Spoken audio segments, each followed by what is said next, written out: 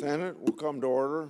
The chaplain, Dr. Back, will lead the Senate in prayer.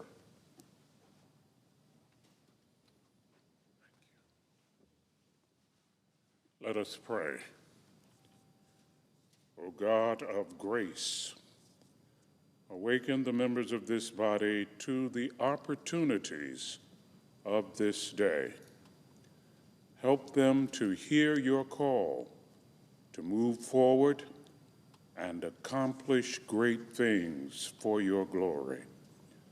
Lord, enable them to discover unused resources among themselves that they can mobilize, dreams that have yet to be dreamt, talents that have yet to be awakened, and commitments that have yet to be made. Kindle a divine light on the altar of their souls that will guide them in the pursuit of your wisdom and truth. May they confidently face their duties, knowing that you are their sufficient shield and defense. We pray in your glorious name. Amen. Thank you. Will you please join me in pledge? I pledge allegiance to the flag of the United States of America and to the republic for which it stands, one nation under God, indivisible, with liberty and justice for all.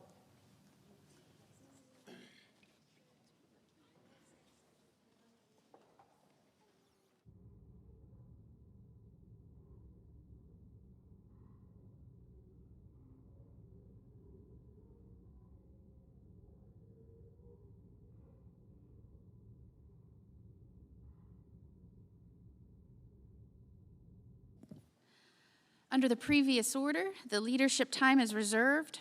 Under the previous order, the Senate will proceed to executive session and resume consideration of the en bloc nominations provided for under provisions of Senate Resolution 377.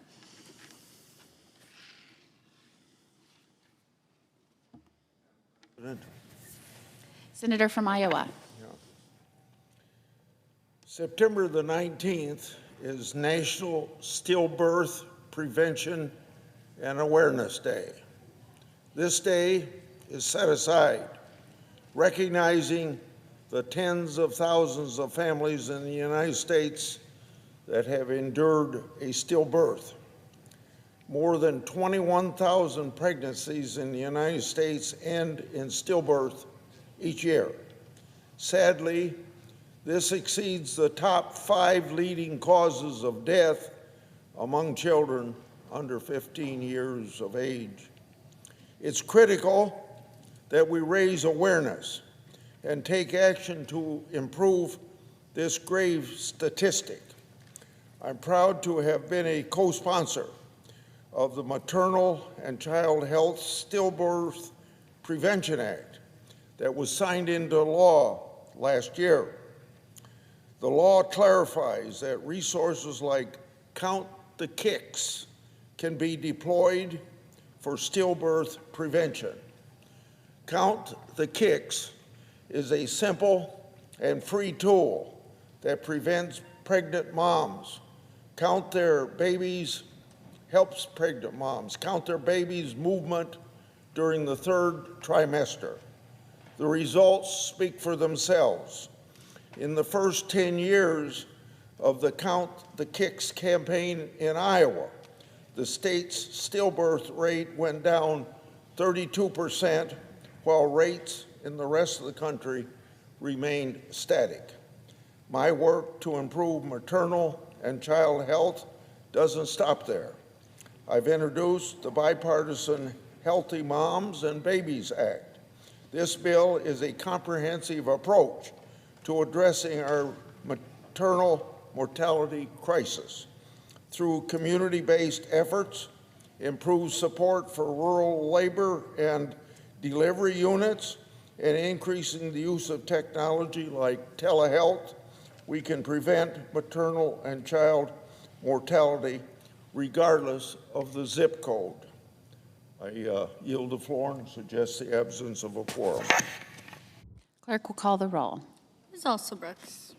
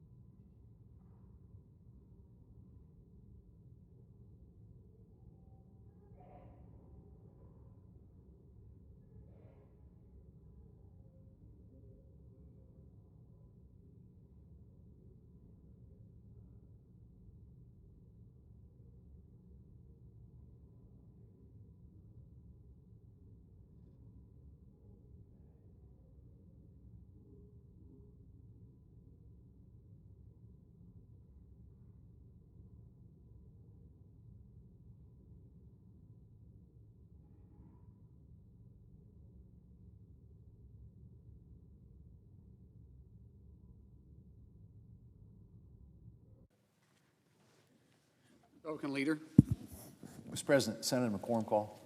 Yes. I would ask unanimous consent the quorum call be lifted. Without objection. Well, Mr. President, last night we found out the answer to the question of how serious Democrats are about funding the government. And the answer is not at all.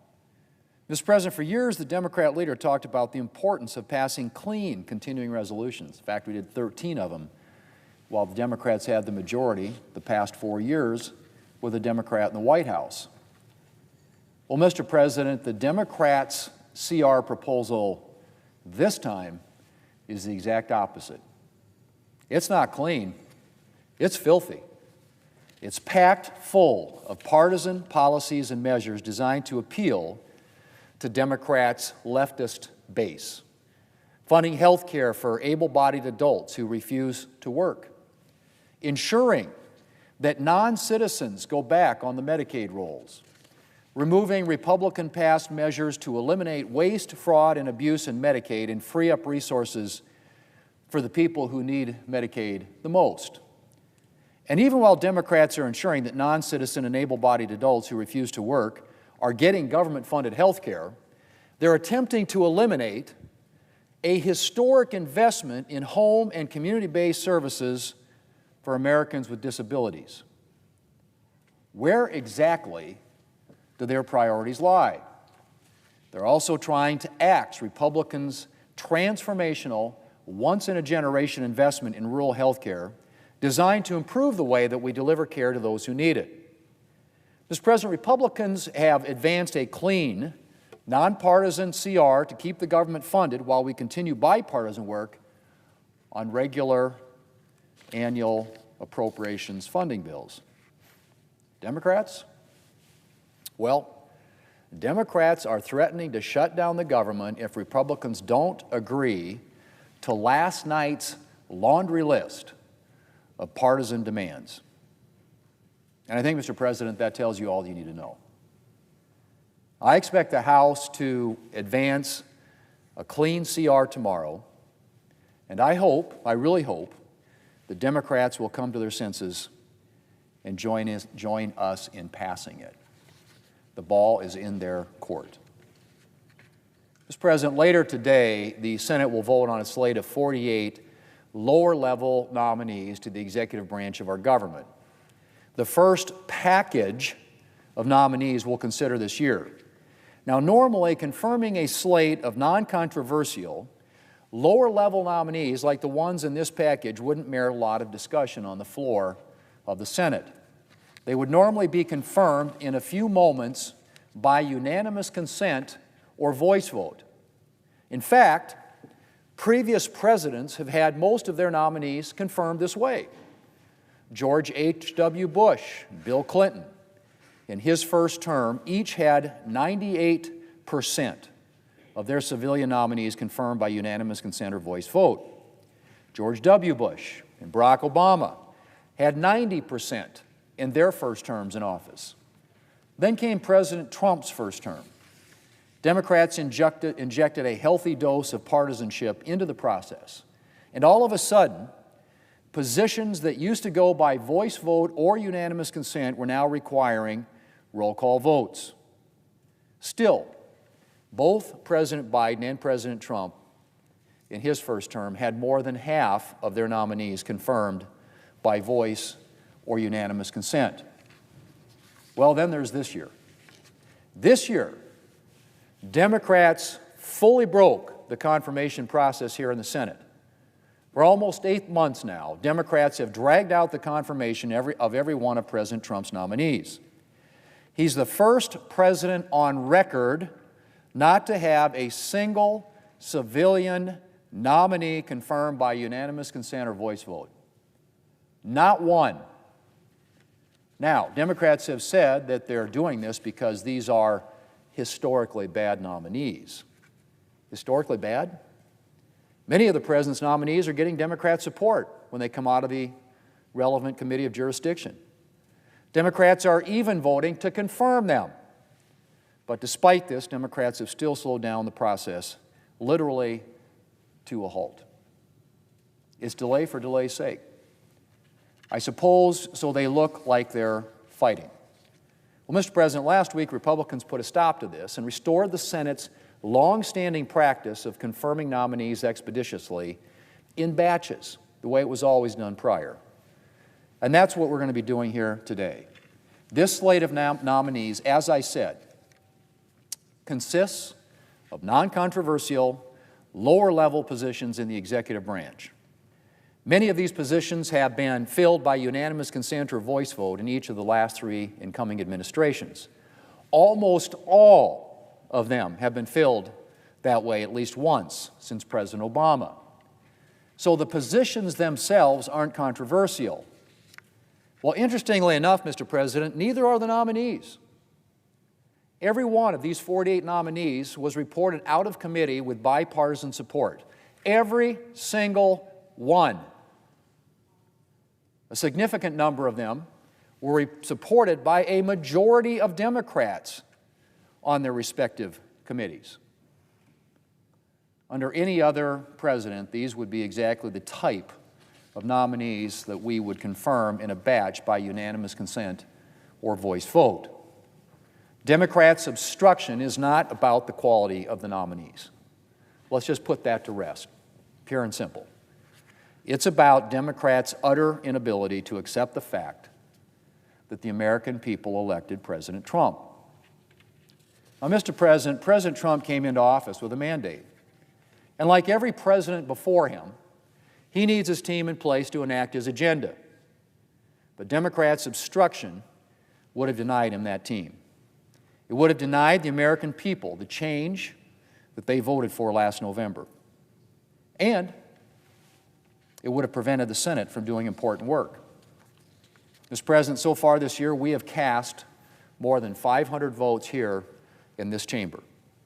That's more than any Senate in recent history at this point in a Congress. But just to finish the nominees in the pipeline today would require another 600 votes if we consider them all individually, which is what Democrats have been forcing us to do since this president took office. 600 more votes, Mr. President. We've cast more than 500 up until now. We would have to cast another 600 in the 3.5 months before the end of the year just to get through the current pipeline. That doesn't even consider the hundreds of additional nominees who will be added to that pipeline in the coming weeks and months. Mr. President, if the Senate had continued at the pace that we'd been proceeding at through the month of July, there would still have been hundreds of empty desks in the executive branch on President Trump's last day in office in 2029. Think about that. Republicans have fixed a broken process and restored the Senate precedent that applied to previous presidents, and that is allowing, and that is, I should say, the precedent is allowing a majority of a president's nominees to be confirmed expeditiously. Mr. President, I've talked a lot about allowing a president to assemble his team. But of course, restoring Senate precedent isn't just about ensuring that a president can get his team in place. It's also about making sure that the Senate is able to spend sufficient time on legislative work. First and foremost, the Senate is a legislative body, and Democrats' historic obstruction has made it substantially more difficult for the Senate to spend adequate time on legislation.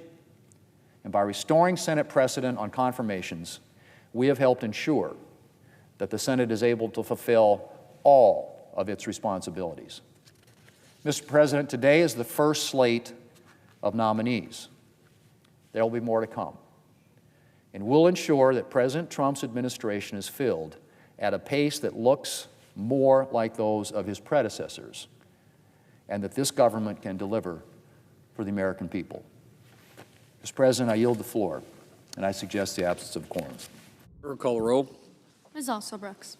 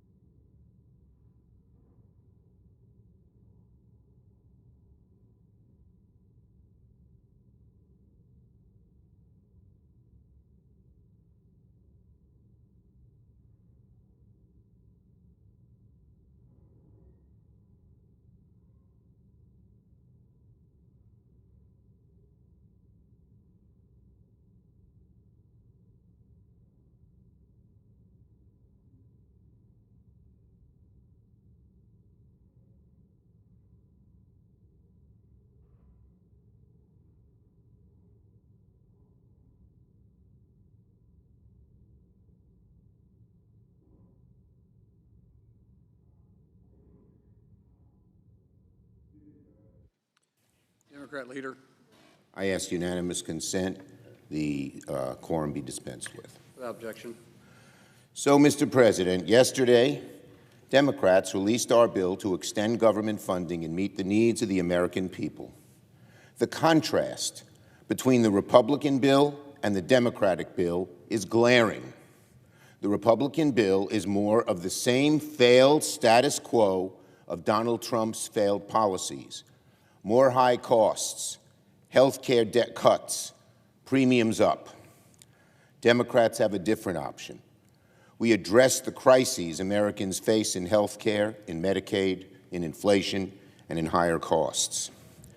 The House is expected to vote on their partisan, status quo bill either later today or tomorrow. If the bill passes the House, the Senate should take up the issue immediately afterwards. We could do it quickly, so we don't interfere with anyone's travel plans to Arizona. We would ask for limited debate and just 2 votes. The House status quo bill, which delays any sort of health care relief, and the Democratic alternative, which would lower health care costs for millions of Americans. I urge Republican leaders to speed up these votes. Now, one of the oldest sayings in politics is from the great Abraham Lincoln. He said that public sentiment is everything. That is certainly true in this debate. The American people will look at what Republicans are doing, look at what Democrats are doing, and it will be clear that public sentiment is on our side. Public sentiment will be on our side for at least 3 reasons. First, the American people want both sides to work together. We have made it clear we want a bipartisan negotiation, but Republicans don't. The American people detest seeing Republicans being so intransigent. Republicans are governing like their view is the only view. That is, of course, not true. We are a split country, half and half. And to cut one half out entirely, no talk, no negotiation, is unacceptable for the American people.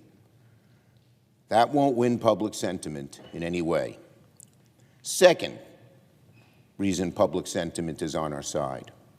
Americans are tired of the failed, chaotic, high-cost status quo, which decimates their health care, which raises their costs, and which Republicans are defending in their bill.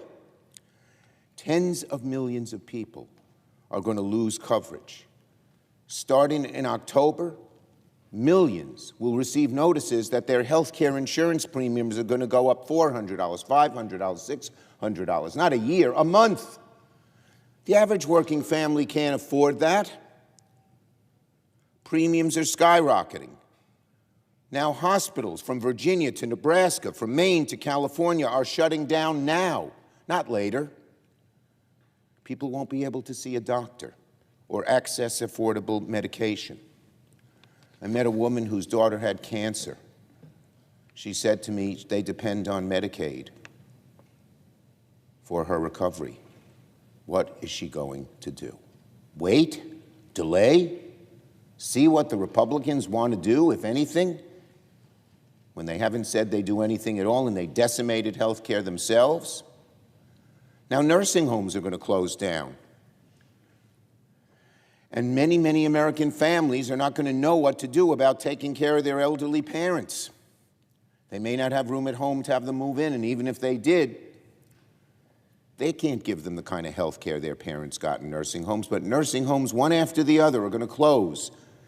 They depend on Medicaid. This is all chaos. This is suffering. Medical research, which can cure cancer or Alzheimer's, millions are alive because we invested in medical research. Cut it off, just stifle it, don't send the money out for it. This is chaos.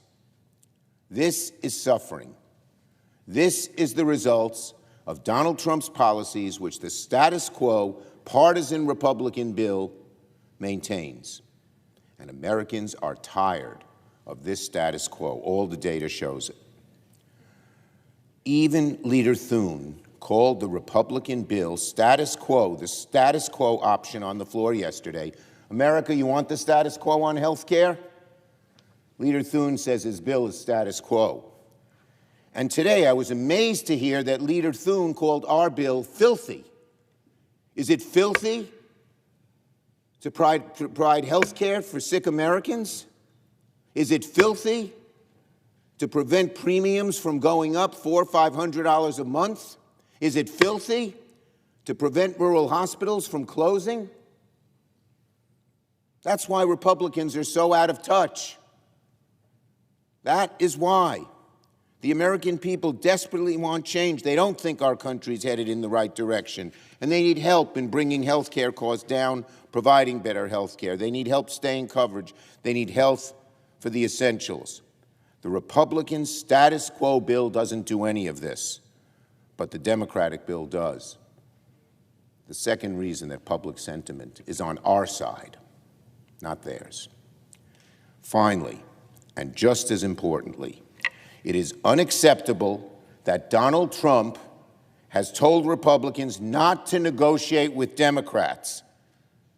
And Donald Trump is heading America towards a shutdown by not negotiating. Look,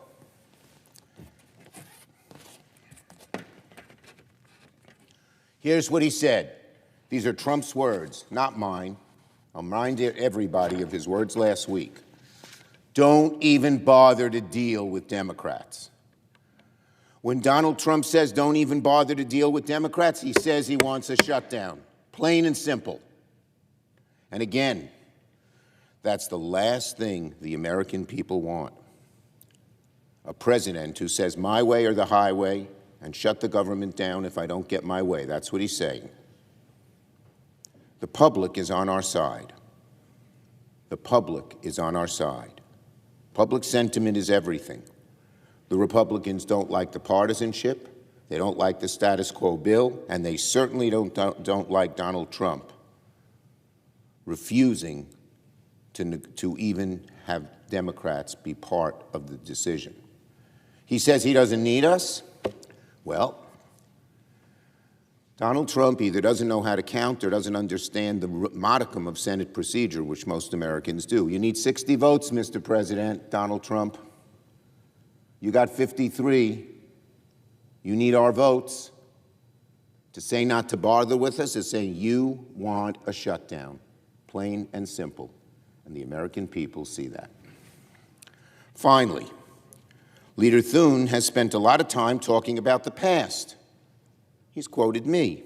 I want to remind Leader Thune, I want to remind my Republican colleagues, when Democrats were in the majority and I was majority leader, every year we did not see a shutdown.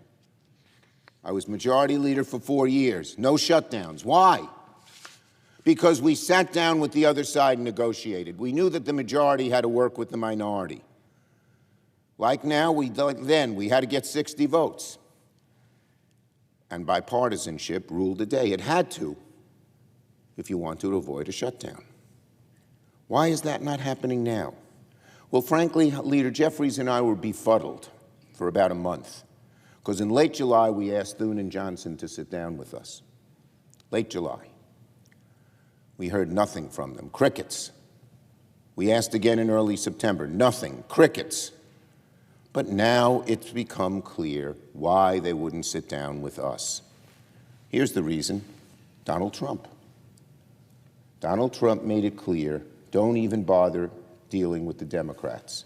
Thune and Johnson, listen to Trump. They are not independent actors. They don't represent an independent Congress, an independent House, or an independent Senate. And when Donald Trump says don't negotiate with Democrats, they don't, and come up with 20 excuses why. The single biggest reason that we are on the brink of a shutdown is Donald Trump's refusal to let Republicans even negotiate. I yield the floor. Note the absence of a quorum. Clerk, call the roll. Ms. Alston-Brooks.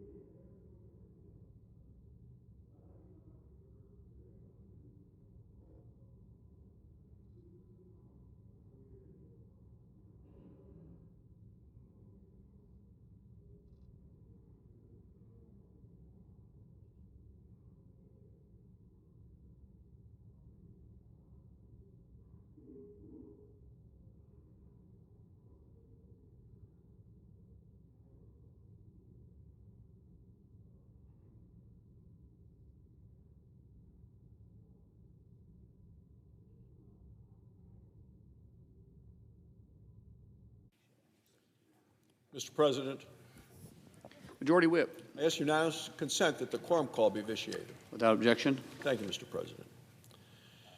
Mr. President, keeping the government open is a fundamental responsibility of elected officials.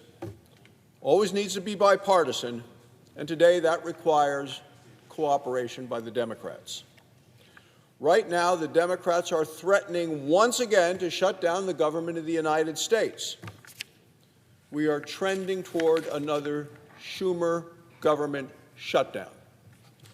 Democrats are in the minority in the Senate, they're in the minority in the House, yet they have come up with what to me looks like a half-hearted bait-and-switch plan. It's a plan that's designed to an attempt to deceive the American people. Democrats are trying to avoid being blamed for their reckless obstruction. The American people are not going to be deceived, Mr. President. Let's be clear. The Schumer plan is a shutdown plan. It's far from a clean extension of current funding. In fact, it's a Trojan horse packed with reckless and radical liberal fantasies. It's not serious, and the Democrats know it. The Democrats want a ransom payment of over $1 trillion to keep the government open for just 4 weeks. So let's take a look at it. There's more than $1 trillion in more spending in what the Democrats are proposing. At the same very time, they are proposing eliminating the $50 billion Rural Hospital Stabilization Fund. It's a lifeblood for rural hospitals in my communities and in your communities, Mr. President. The Schumer shutdown plan reads like a draft of the future platform for the 2028 Democrat National Convention. Their COVID bonus payments, this is in spite of the fact that COVID crisis ended years ago. Liberal states are being rewarded for giving taxpayer-funded health care to illegal immigrants. They want able-bodied working-age individuals who refuse to work to continue to getting Medicaid. Remember, these work requirements are overwhelmingly supported by hard-working Americans of all political persuasions. They want to send taxpayer dollars overseas to pay for climate projects. This is fantasy land. They want taxpayer dollars to keep going towards $40 million for low-emissions development in West Africa. They want taxpayer dollars to keep going towards $25 million for climate resilience in Honduras. They want the taxpayer dollars to keep going towards $13.4 million for civic engagement in Zimbabwe.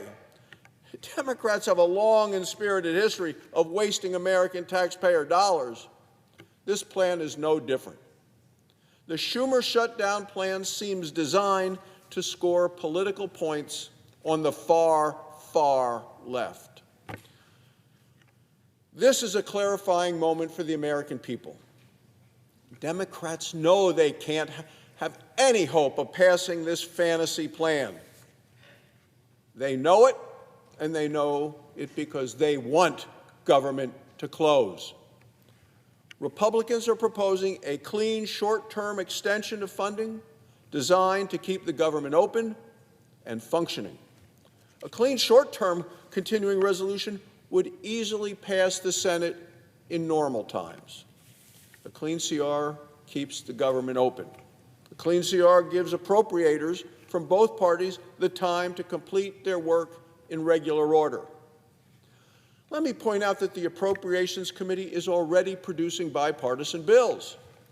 Let me also point out that under Joe Biden, Democrats supported 13 short-term continuing resolutions to keep the government open, and 96% of them voted for them.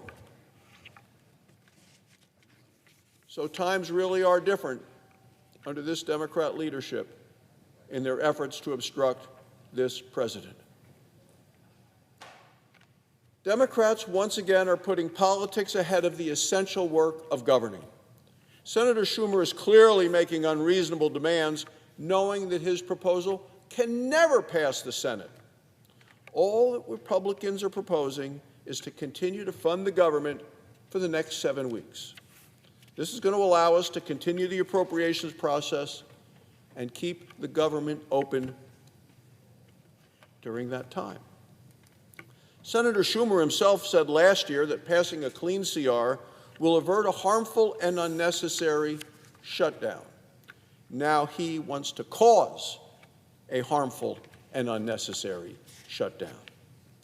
At that time, he said passing a clean CR gives appropriators time to finish drafting all 12 bills. Let me point out that those bills were then stuck in Senator Schumer's drawer, and he kept them there and never brought them to the floor of the United States Senate. He even said back then, he said, if both sides work together, if we reject poison pills, of which his bill now is completely loaded with, if we reject poison pills, he said, that can never become law, then the task before us becomes much, much easier. They want to shut down the government. That's what they're proposing.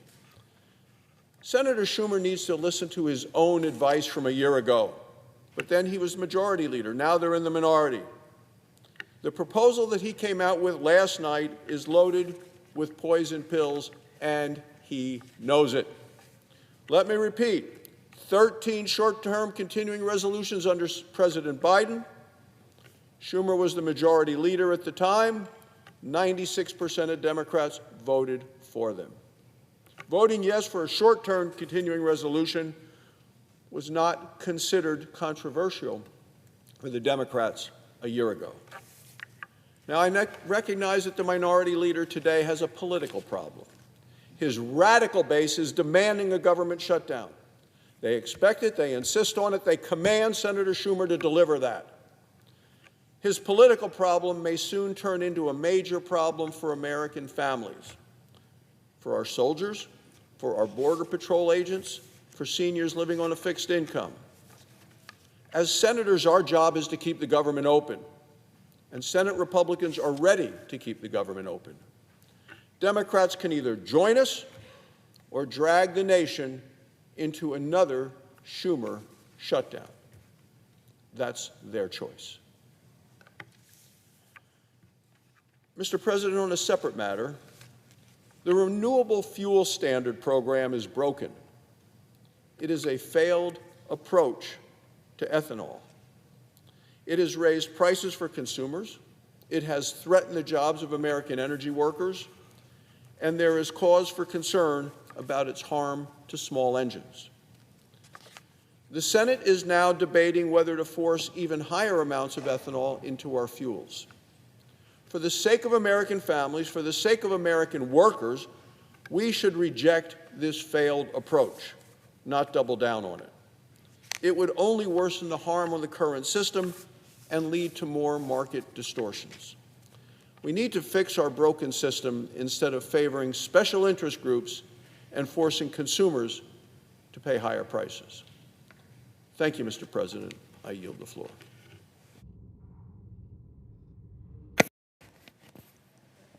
Democratic Whip.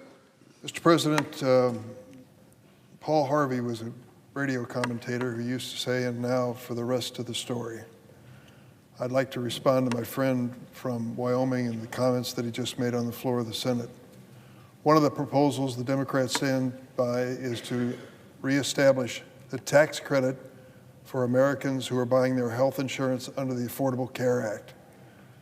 Could be up to 15 million Americans stand to lose their health insurance coverage because of changes in the law on the big, beautiful Trump budget bill.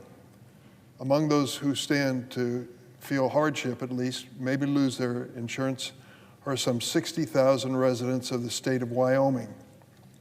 Last night, senators came to the floor to discuss this issue of the cost of health insurance, which is going to go up dramatically for many Americans as of the 1st of October. The example was given by Senator Welch of Vermont of an individual making $80,000 a year in the state of Wyoming, which he would see his ACA health insurance premiums go up $3,000 a month. $3,000. I doubt that many of us could put that sum on the table without some sacrifice. Many people would end up giving up their health insurance entirely. This was referred to as a liberal, radical idea to protect that tax credit, which was taken away by the Republicans in their big, beautiful Trump budget bill. I don't think it's radical. If you've ever lived without health insurance and had a sick child in your family, you'll never forget it. I've been through that experience. So this notion that this is a radical idea is wrong. The senator from Wyoming goes on to say that we are cutting out $50 billion in a special program for hospitals across America. What he doesn't tell you is that $50 billion was a small lifesaver put in the bill, the big, beautiful bill, because the Republicans voted to eliminate $1 trillion in Medicaid spending, an essential program for small town and rural hospitals. So we restore, in addition to the ACA tax credit, we restore the $1 trillion, which is in the Medicaid program, which will spare many of these hospitals from closing. So when you look at the specifics on the situation when it comes to health care, this really makes a difference. I also want to tell you that the policy, healthcare policy that we currently see with this administration is frightening. Let me tell you a story. When I was growing up as a little boy in East St. Louis, Illinois, we were afraid of polio. One of our classmates would go to school healthy in the morning and be paralyzed before dinner. When I was in first grade, my friend disappeared for weeks. I asked people where she went, but they just shook their heads and said polio. When she finally returned, she couldn't walk without heavy leg braces. I'll never forget the agony I saw on her face. For decades, polio ravaged America, killing and paralyzing thousands of people every year. And then a vaccine was discovered. The Salk vaccine was a miracle. By 1979, polio was eradicated in the United States. A disease that struck fear in the heart of everyone soon became, thank God, a distant memory. We repeated that success earlier this century with diseases like measles and rubella. Unfortunately, those vaccine victories are now under attack by the Health and Human Services Secretary, Robert Kennedy Jr. His actions threaten to reverse 50 years of progress in infectious disease treatment and prevention. Let me tell you about the chaos that has occurred at the Centers for Disease Control and Prevention since Secretary Kennedy was confirmed. In February, Secretary Kennedy moved to dismiss more than 1,000 CDC staff members. That's 10% of the workforce. This included key members of the agency's pandemic prevention and laboratory safety staff. In August, he fired Dr. Susan Menares from her position as director of the CDC, despite the fact that she'd been nominated by President Trump and confirmed by every Senate Republican just weeks before. Yesterday, Dr. Menares testified before the Senate Health Committee about the circumstances surrounding her firing, and the revelations in her testimony were deeply, deeply troubling. Dr. Menares told the committee that Secretary Kennedy plans to upend our nation's vaccine recommendation schedules this month. You see, the CDC's Vaccine Advisory Committee meets regularly to make recommendations based on science on what vaccines Americans should receive at various points of their life. States use these recommendations, professional medical recommendations, to develop guidelines for what vaccines our children should receive. Health insurance companies are required to cover the full cost of the recommended vaccines from this panel. Unfortunately, Secretary Kennedy unilaterally fired all the members of the CDC Vaccine Advisory Committee, many of whom were infectious disease and vaccine experts. He fired them all. He replaced them with people who have espoused anti-vaccine views and align with extreme health-related conspiracy theories. This new panel is set to meet today, and I fear they're about to upend decades of progress in preventing unnecessary illness by wiping out recommendations and access to childhood vaccines. Dr. Menares testified yesterday that she was fired for not preemptively agreeing to rubber stamp these new vaccine requirements, absent scientific evidence that changes were warranted. Think about that. Secretary Kennedy fired President Trump's pick to head the CDC because she insisted that the agency's vaccine recommendations be actually backed by science. Many states see this anti-vaccine movement at the highest levels of our government are taking things to an even further extreme. Florida announced it would end most of its vaccine requirements, and other Republican states are likely to follow suit. The rising vaccine skepticism promoted by Secretary Kennedy and the Trump administration will cause a resurgence in preventable disease across America. In Texas, 2 unvaccinated children died from measles earlier this year, the first such deaths in America in 10 years. Louisiana is experiencing its worst whooping cough outbreak in 35 years. More than 30 infants have been hospitalized and many were not vaccinated when the DTaP, Tdap vaccine that could have protected them. Tragically, 2 of these infants have already died. Robert F. Kennedy Jr. will be the first Secretary of HHS with a body count. He is a danger to the children of America. Kennedy's onslaught has targeted more than just vaccines. He and President Trump have spearheaded a historic level of dysfunction at the National Institutes of Health. They have frozen medical research funding and fired scientists and researchers. Think about that. This is going to make America great again, firing medical researchers. I've been a supporter of the NIH in all the time I've served in Congress. The research there gives people hope when they're faced with devastating diagnoses. For 10 years, I've been part of a bipartisan task force to raise the NIH research budget. In those 10 years, we increased the budget by more than 60%, raising it from $30 billion to $48 billion today.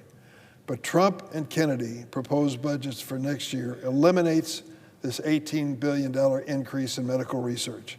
Every penny of the increase I fought for the last 10 years is gone with this Trump budget. It will mean fewer novel cures and treatments for patients who need them. It'll dramatically reduce research into Alzheimer's, cardiovascular disease, and diabetes, and they've been suspended because of the Trump-Kennedy cuts. Does anybody believe that America is greater as a nation with less cancer research? I don't. Patients desperate for cure for horrible conditions like glioblastoma are in agony today because President Trump and Secretary Kennedy canceled the research funding they depend on. Secretary Kennedy's cuts will stifle a generation of researchers and jeopardize our medical research infrastructure. We will feel the effects of this rash decision for decades to come. I call on my Republican colleagues to stand up to this public health massacre. Some of the members are doctors or parents themselves who have vaccinated their kids or spent their careers trying to improve our healthcare system. My colleagues know that Secretary Kennedy is unqualified, unhinged, and dangerous. And I hope they will find the courage to join me and speak out against the terrible decisions he's fostering. If they don't, I fear there will be dire consequences if we allow Secretary Kennedy to continue to serve in a role where lives are on the line and he is clearly unqualified. I yield the floor.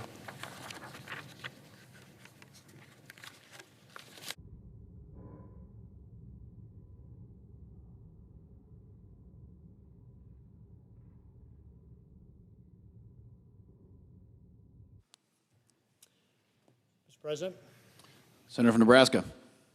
Thank you, Mr. President. 13 years ago, an inspired and patriotic 18-year-old by the name of Charlie Kirk launched a political organization. He wanted to identify, train, and organize students to engage in American politics. His dynamism, his tenacity, and his convictions helped inspire a generation. Charlie Kirk was participating in the very American act of political dialogue when he was assassinated. He was a husband, a son, a father, had 2 little children. He was murdered in broad daylight. It's horrifying. It's very disheartening, not only for me, but I know many young people. And tragically, it's all too common. Charlie Kirk isn't the only political figure to be impacted by violence. In recent years, he's just been added to the list of people like Congresswoman Gabby Giffords, Congressman Steve Scalise, Minnesota House Speaker Melissa Hortman, Pennsylvania Governor Josh Shapiro, Supreme Court Justice Brett Kavanaugh, and of course, President Donald Trump.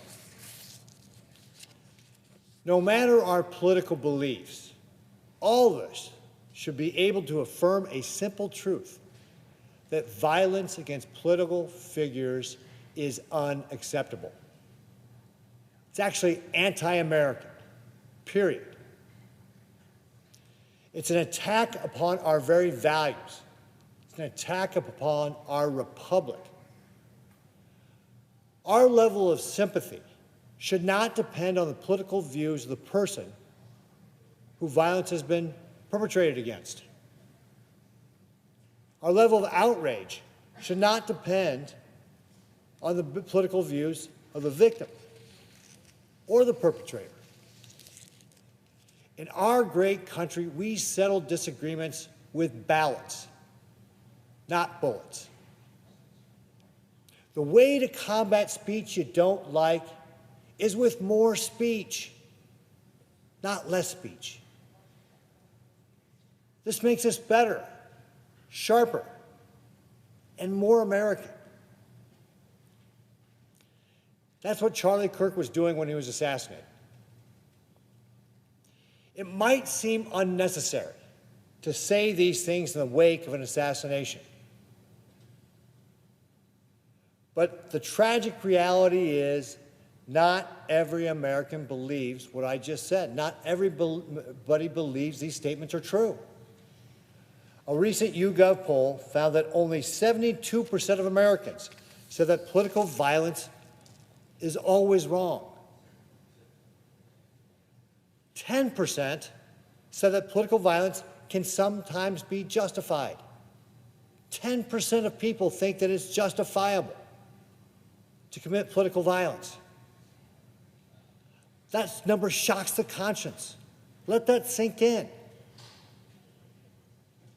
The people who believe that are siding with the bad guys. We must reverse this trend.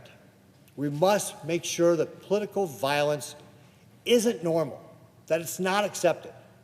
And each of us has a role to play in that. Each of us can be a part of restoring American civic virtue. We need to focus on what we know to be good and true. Let's spend more time in prayer. Let's spend more time outdoors rather than on our phones or our devices. Let's spend more time getting to know our neighbors and investing in our community. Let's relearn civil discourse. Civil discourse sharpens our arguments and makes us better, and it's better for our communities. It's what makes us human and what makes us American. The civil discourse, our great republic, is what makes us great. There's no time to waste, and we all have a role. God bless Charlie Kirk, his wife Erica, and their children. May Charlie rest in peace. And now, Mr. President, I'd like to say a prayer not just for Charlie, but for our entire country. The Lord is my shepherd, I shall not want. He maketh me to lie down in green pastures. He leadeth me beside the still waters. He restoreth my soul. He leads me in the paths of righteousness for his name's sake. Yea, though I walk through the valley of the shadow of death, I shall fear no evil. For thou art with me. Thy rod and thy staff, they comfort me. Thou preparest a table before me in the presence of mine enemies. Thou anointest my head with oil. My cup runneth over. Surely goodness and mercy shall follow me all the days of my life. And I shall rest in the house of the Lord forever. Thank you, Mr. President.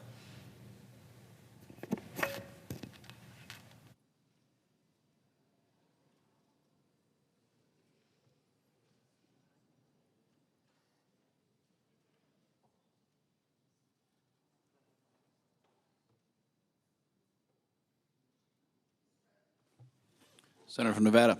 Mr. President, today I want to take some time to recognize a Nevadan and recognize specifically the legacy that Rosemary A. Vasiliadis has contributed to this country, but to Nevada specifically.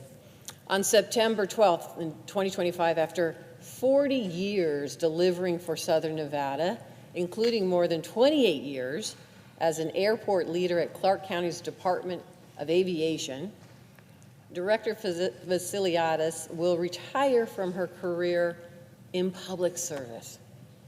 Now, Rosemary started her career as budget chief for the city of Las Vegas in 1984 and has been working for her community ever since. I know, I've watched firsthand, got to work side by side with her. Spent the last 12 years as the top executive of Harry Reid International Airport, leading one of the nation's most dynamic airport systems.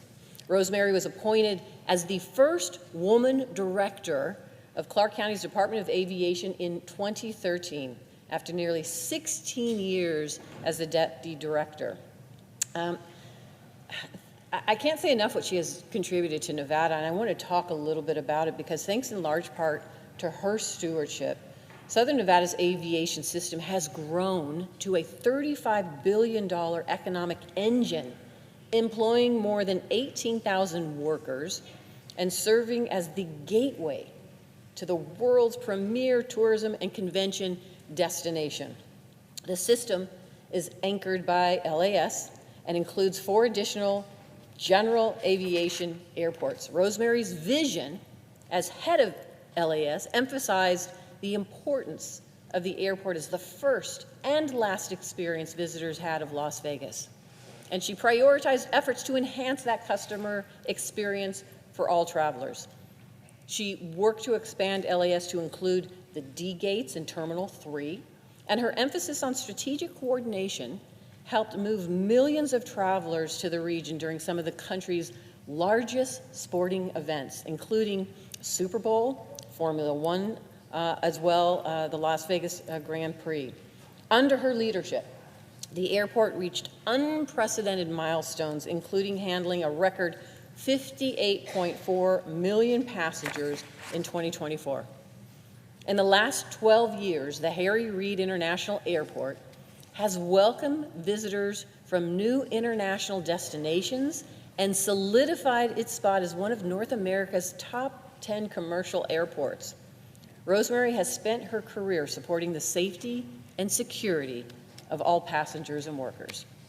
During her tenure at the Clark County Department of Aviation, Rosemary led the airport system through extraordinary times, including navigating the aftermath of the September 11th terrorist attacks and providing continued service during the COVID-19 pandemic.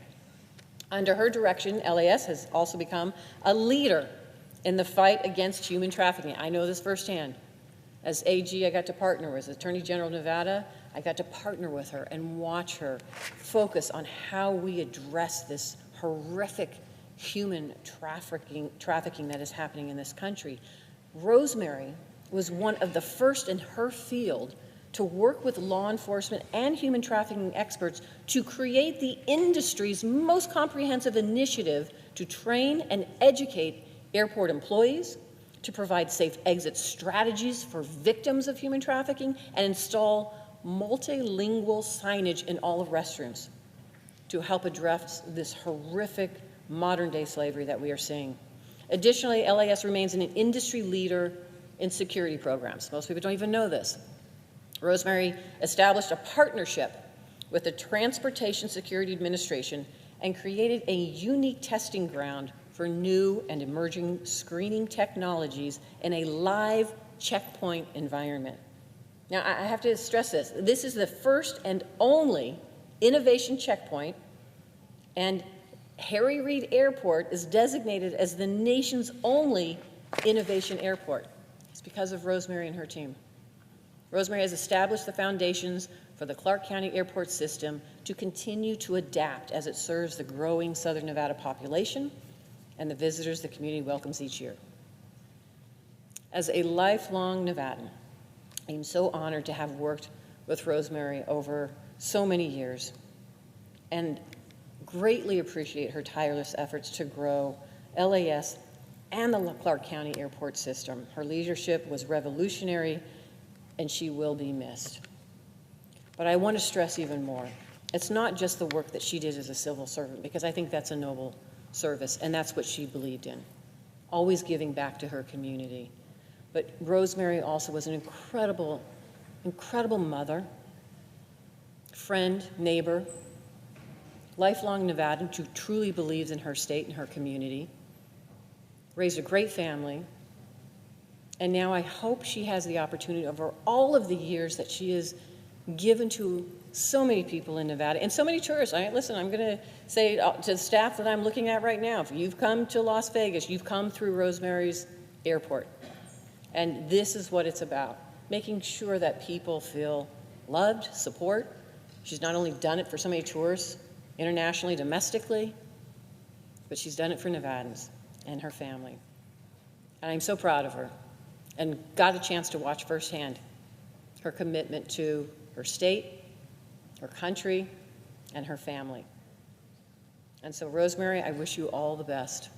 Wherever you go next, whatever the next chapter, know that you will always have my support and my friendship, and I look forward to seeing what you do next. Thank you, Mr. President.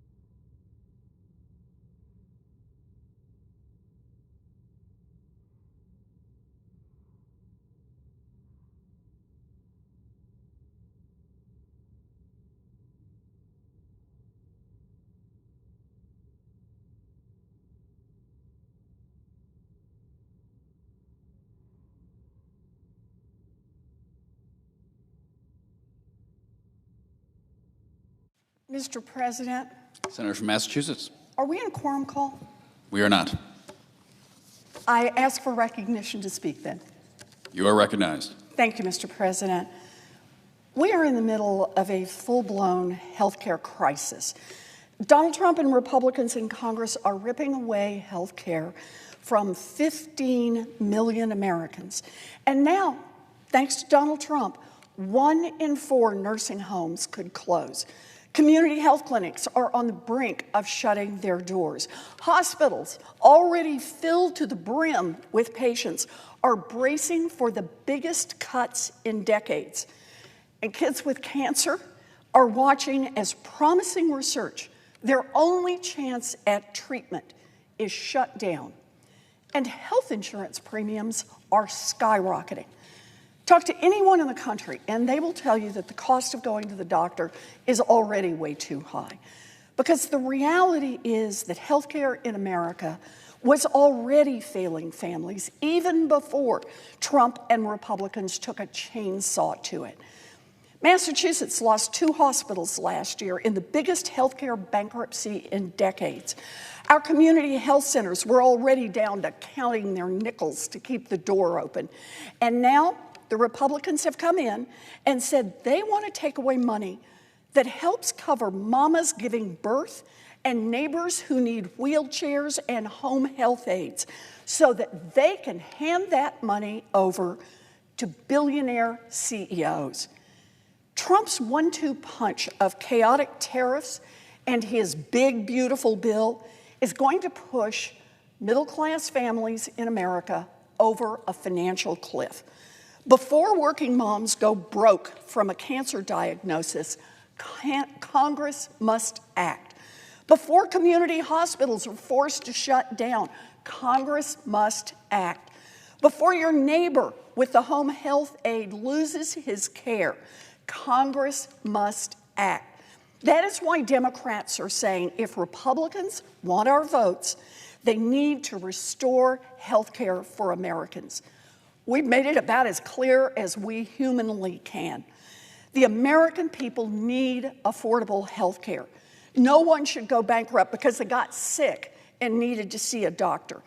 And if the Republicans want to shut down government so that they can keep increasing costs and cutting health care, then they need to explain that, and not just to us. They need to explain it to the American people. Every senator here is here to work for the American people, and part of that job is coming to the negotiating table and making a plan to fund government.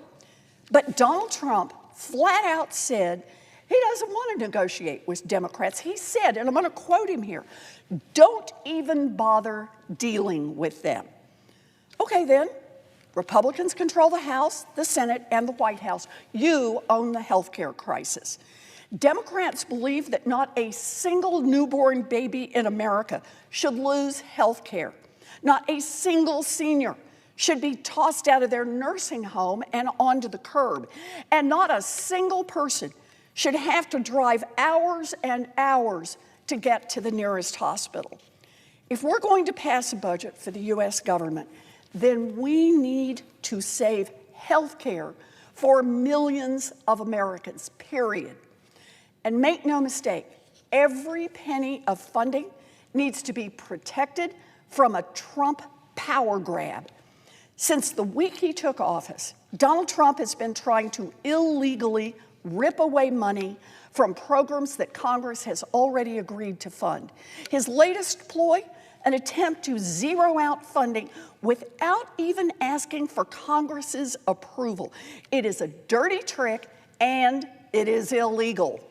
We can't have Democrats and Republicans in Congress agree to a budget that helps people get to the doctor and pay for life-saving cancer research and then turn around and have Donald Trump just halt that money. We need proper safeguards. So, this is our moment. This is our chance to restore health care for millions of people in this country. Right now is our small window of opportunity. The Democrats are ready to go We want to seize this opportunity. It is only the Republicans who stand in the way. Thank you, Mr. President. I yield the floor.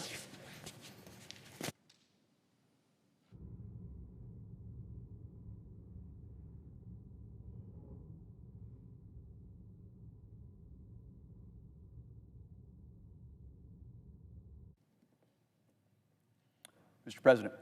Senator from North Carolina. Mr. President, I rise today in remembrance of the one-year anniversary of Hurricane Helene, a disaster of unprecedented magnitude that devastated North Carolina's Appalachian Mountains. On the evening of September 26, 2024, this historic storm struck the Blue Ridge Mountains, leaving a trail of devastation in its wake, putting livelihoods of thousands of North Carolinians on hold and shattering many communities. As we approach this solemn anniversary, I want to reflect on the lives that Hurricane Helene took with her. 108 lives were tragically lost in this disaster, leaving their families grieving. And to this day, 5 individuals remain unaccounted for, leaving their loved ones without answers. In their loss, we're reminded of the comfort and hope found in the 23rd Psalm. Even though I walk through the valley of the shadow of death, I will fear no evil, for you are with me. God has been with us in grief, and he is now with us in recovery. But when I look back on this past year, what's most visible is not destruction, it's resilience. Neighbors helping neighbors, communities coming together, and the people of the Appalachian Mountains leaning on faith and hope and determination to carry us through the aftermath of the storm. A year ago, when Helene first hit, there was no way in or out of the mountains. When I was able to get through, I was in contact with numerous local leaders who tried to describe what was happening on the ground. I saw the impact firsthand thanks to North Carolina Agricultural Commissioner Steve Troxler when we surveyed the devastation together in a forestry helicopter. Shortly thereafter, I made the first of many on-the-ground visits to the affected towns. What I quickly saw was the tremendous work being done by Samaritan's Purse and Baptist on Mission, along with many other faith and community-based organizations and nonprofits that stepped up to help. Companies like Lowe's, Walmart, AT&T, Verizon, and many more stepped up significantly, contributing funds and resources to support rebuilding efforts.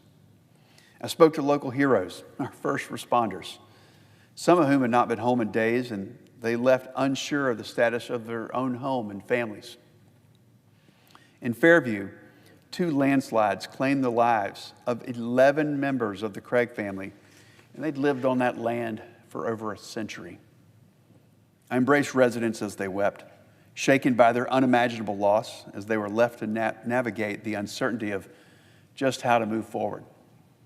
But what struck me the most was the willingness of ordinary people to step up with extraordinary courage, putting themselves at risk to save a life.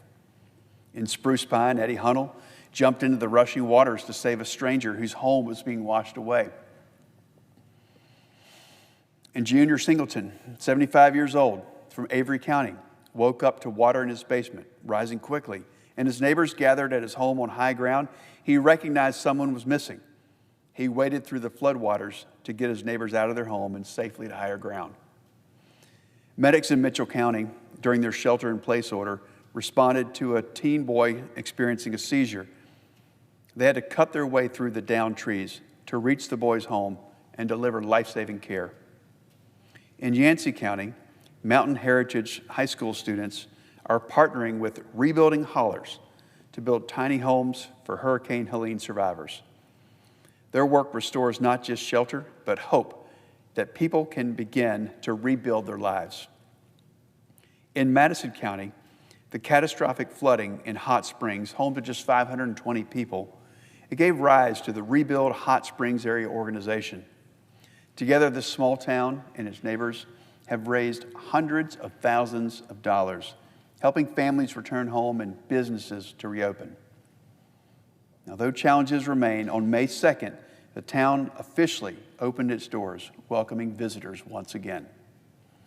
In Henderson County, Chief Steve Freeman led Bat Cave's volunteer fire department through Helene by urging evacuations, coordinating rescues, and conducting welfare checks for weeks without any power. He expanded his crew, patrolled the rivers daily, and built a spirit of unity, helping neighbors endure and rebuild together. In Chimney Rock, one of the hardest hit towns, Manager Stephen Duncan and Mayor Peter O'Leary are charting a path forward with nonprofits like Spokes of Hope, the Great Needs Trust, and Amish Partners from Pennsylvania. The community is rebuilding Main Street with reclaimed wood and donated supplies, restoring not only buildings, but a sense of hope. Large sections of the Blue Ridge Parkway are now back open. The parkway serves as a lifeline to the travel and tourism industry in Western North Carolina, and it's the foundation of a small business economy. Work is ongoing in the most damaged sections of the parkway, and those stretches are slated to reopen next year. Now, while we've seen some successes as folks work to return to normal, there's still a lot of work to do to make sure Western North Carolina is as strong or stronger than it was before those fateful days. As we shifted from response to recovery, the community spent millions of dollars of their own to clean up and rebuild with the promise of federal reimbursement. They've been met with unnecessary bureaucratic gridlock as the federal government reviews grant application and slow pays funds.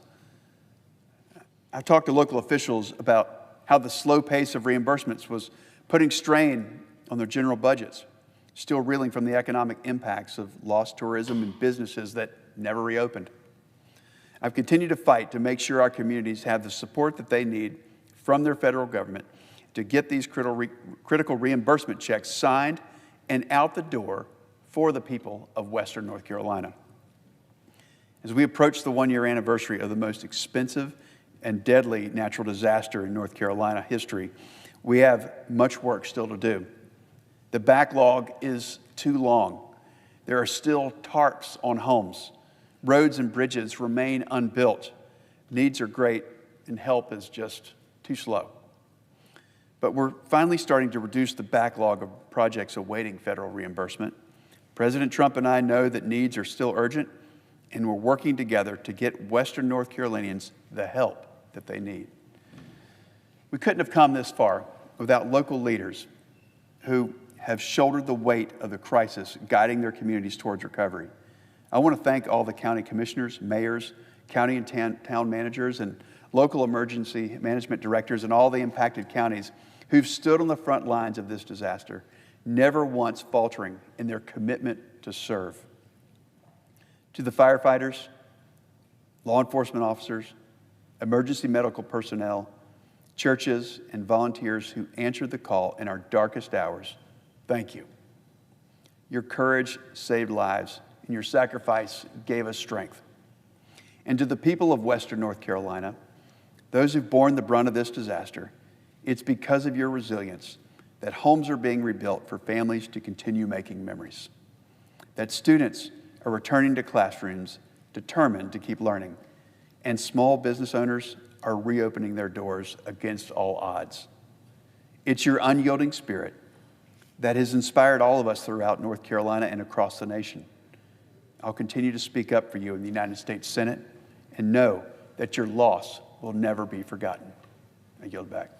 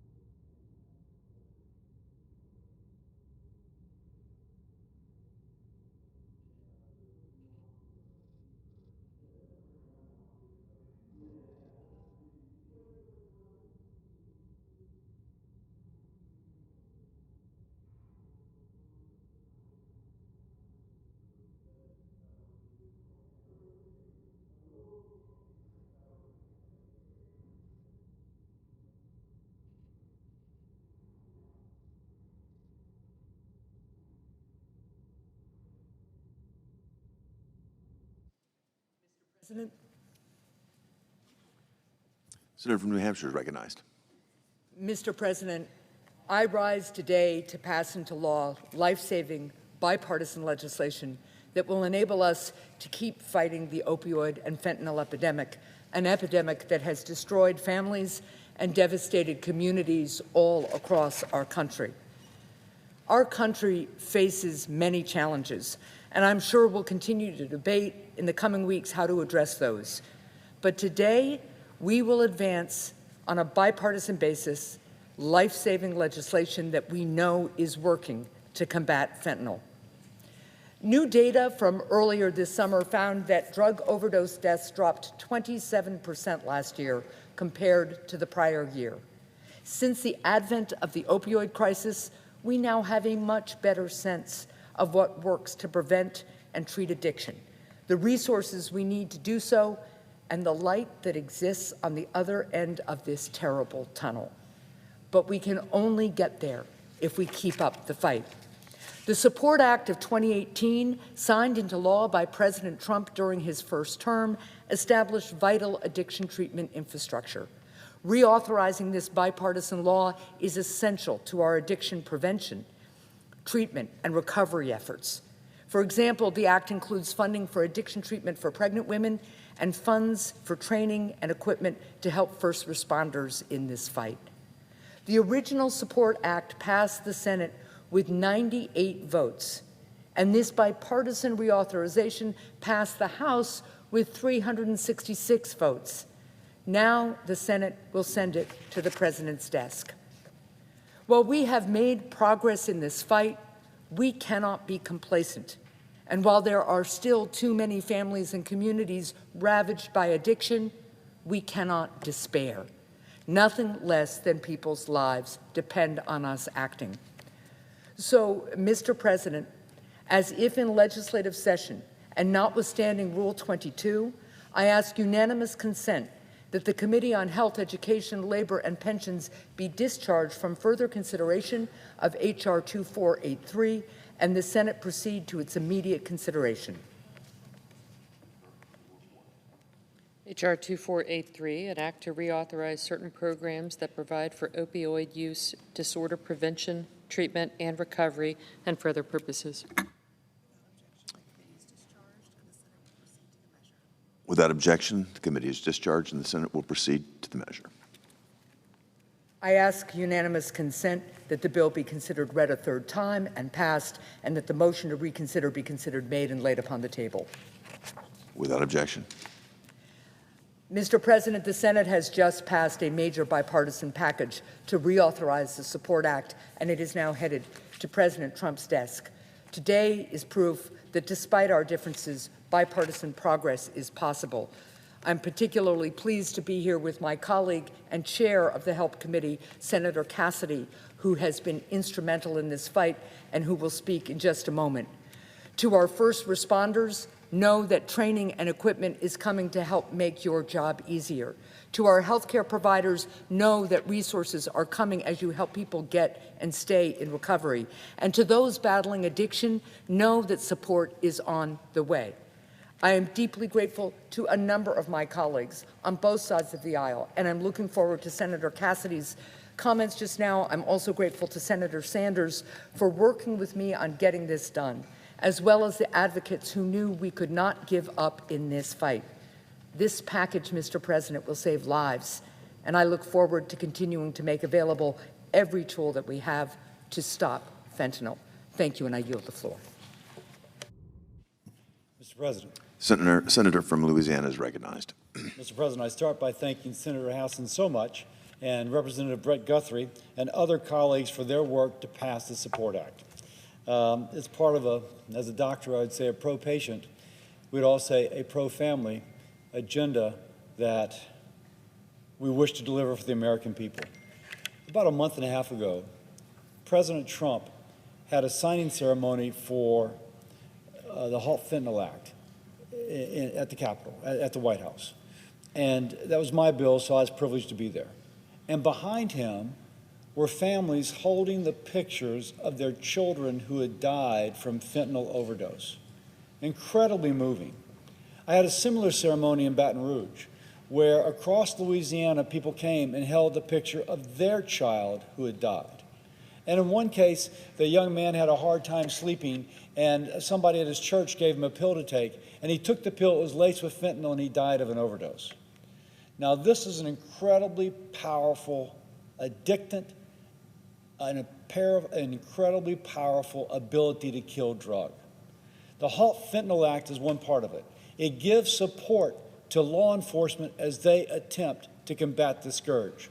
The Support Act is supporting those who are delivering that primary care, that first responder care, that care of a family to a loved one who might be addicted, a care to the patient herself or himself.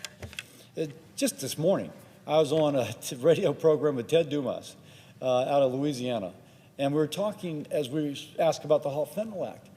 There is somebody listening to this program who is addicted to fentanyl and is looking for a way out.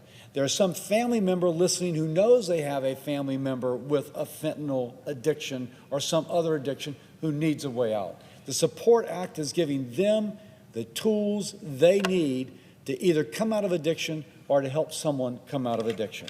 And let me just give a shout out to President Trump.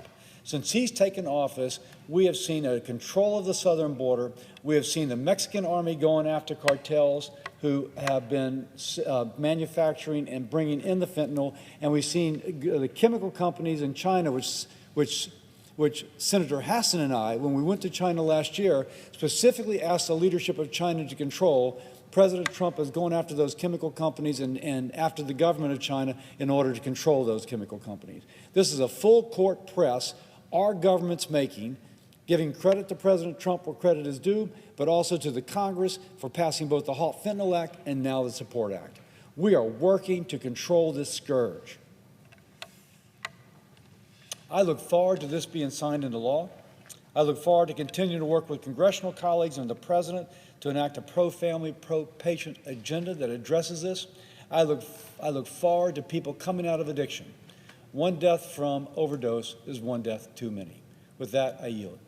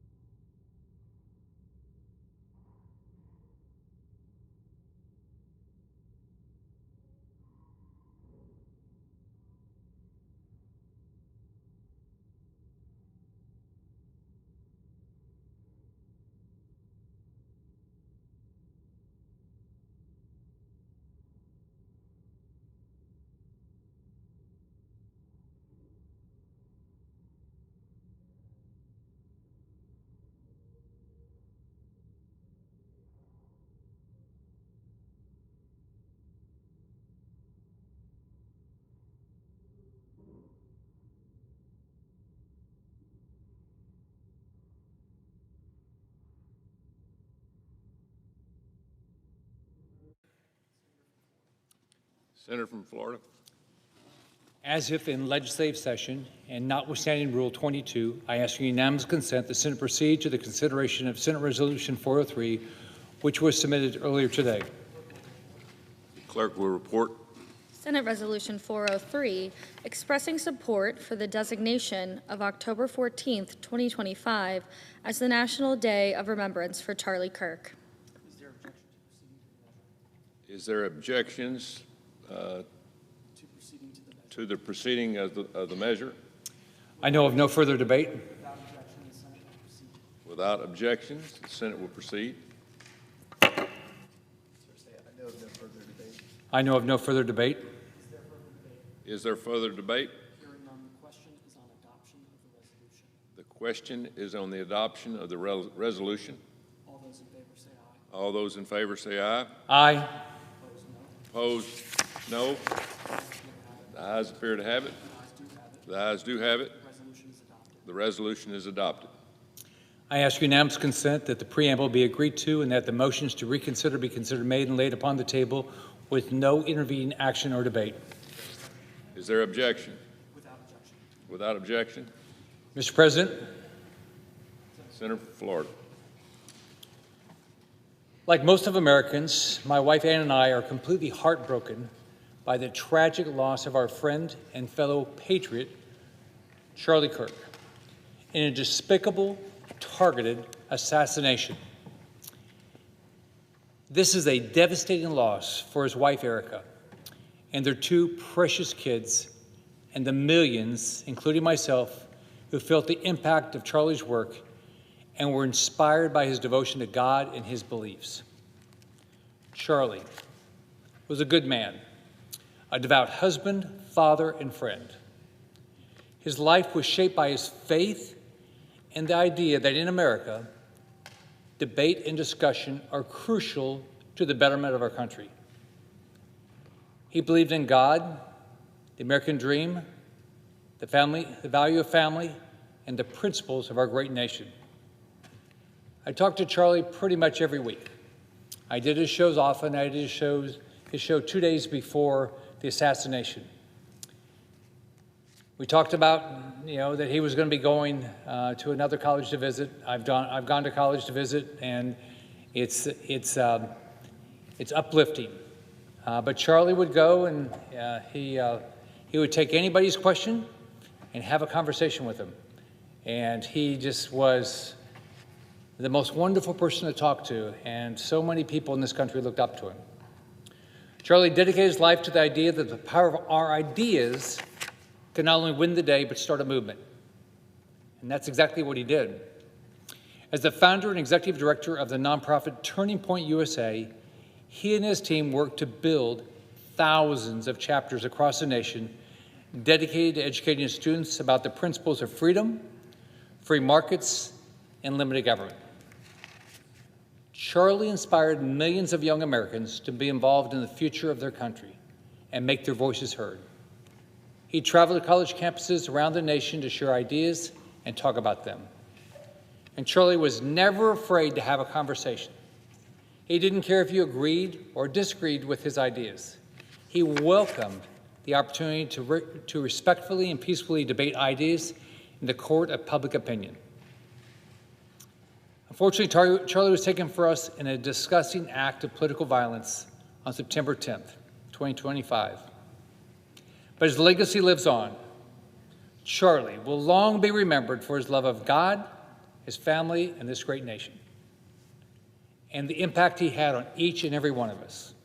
We have the opportunity to carry on his memory by believing in the power of ideas, discussion, and the value of our nation. As we mourn this massive loss, let us gather together in our communities and pray for his family and our nation. And let us honor Charlie by believing in the power of our ideas to win the day and leave this nation a better place.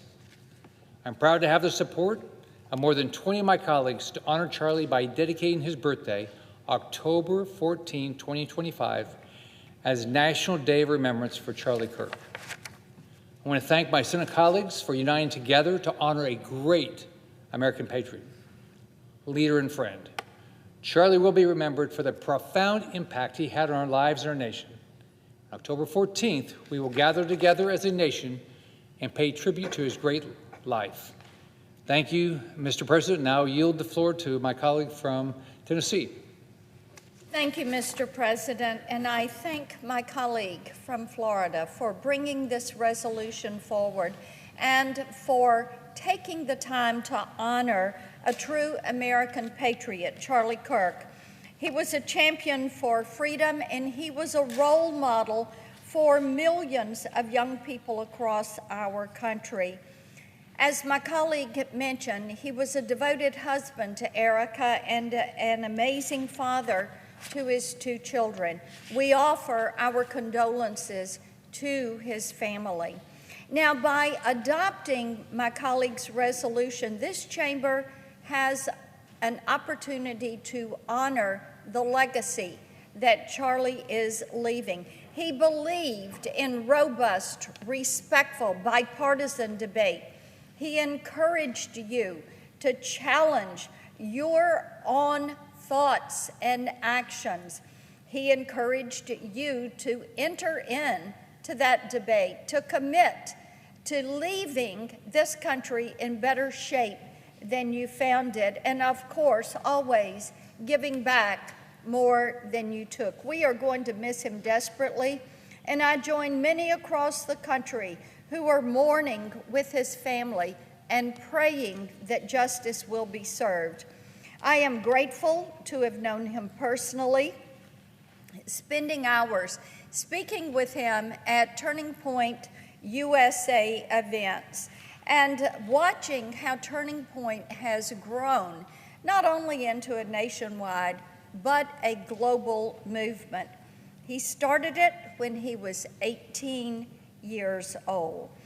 One of the things that always impressed me was how he managed to stay in contact, to offer to help to push issues forward, to lend a hand, no matter how big or small the cause. Recently, I appreciated hearing from him as I had put some information forward, and he responded immediately on what a good idea this was. And I do want to share just one example of his generosity. One of my grandsons was such a fan of Charlie, and he wanted to start a Turning Point chapter at his school. The school didn't want to have that chapter, so my grandson had to find another way, which he did. I texted Charlie to read him in on the situation, to make him aware. He jumped in to support my grandson and to thank him for the effort.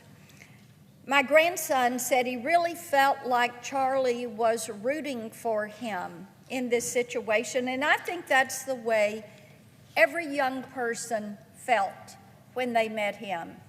They felt Charlie was on their side. He wanted the best for them. He wanted to encourage them, to help them think critically through issues that matter to our country. To any young person mourning his loss, I encourage you to honor Charlie's memory by continuing to support his movement to realize a conservative, prosperous United States of America. He believed in hard work and smart work. So honor him by working hard, by working smart, by looking for those opportunities to be a leader, to dream those big dreams like Charlie did, and then find a way to make those dreams come true. That is how you honor his life and legacy. We will not allow his life or legacy to be forgotten, and we will not stop fighting to eradicate the rot of political violence in our nation that claimed his life. I yield to my colleague from Alabama. President. Senator from Alabama is recognized. Mr. President, I come to the floor today to honor my friend and true American patriot, Charlie Kirk. Charlie was one of the most influential people in America. He was an extremely effective teacher, and I repeat, a teacher of young people. He helped educate millions of young Americans about patriotism and conservative moral values. His organization, Turning Point USA, is largely credited with President Trump's unprecedented success with young voters in this past election. But he didn't just reach out to conservative students. He was a champion of free speech for everybody. Over the past week, I've enjoyed seeing many videos of Charlie's debates with college students all over our great country. The first thing you notice when you watch these videos is how brilliant Charlie was. He could beat anyone in a debate and clearly had a great career in front of him. But the second thing you notice about these debates is how kind Charlie was. He never raised his voice. He never said anything hateful. If you looked up the word positive attitude in the dictionary, Charlie Kirk's name would come up.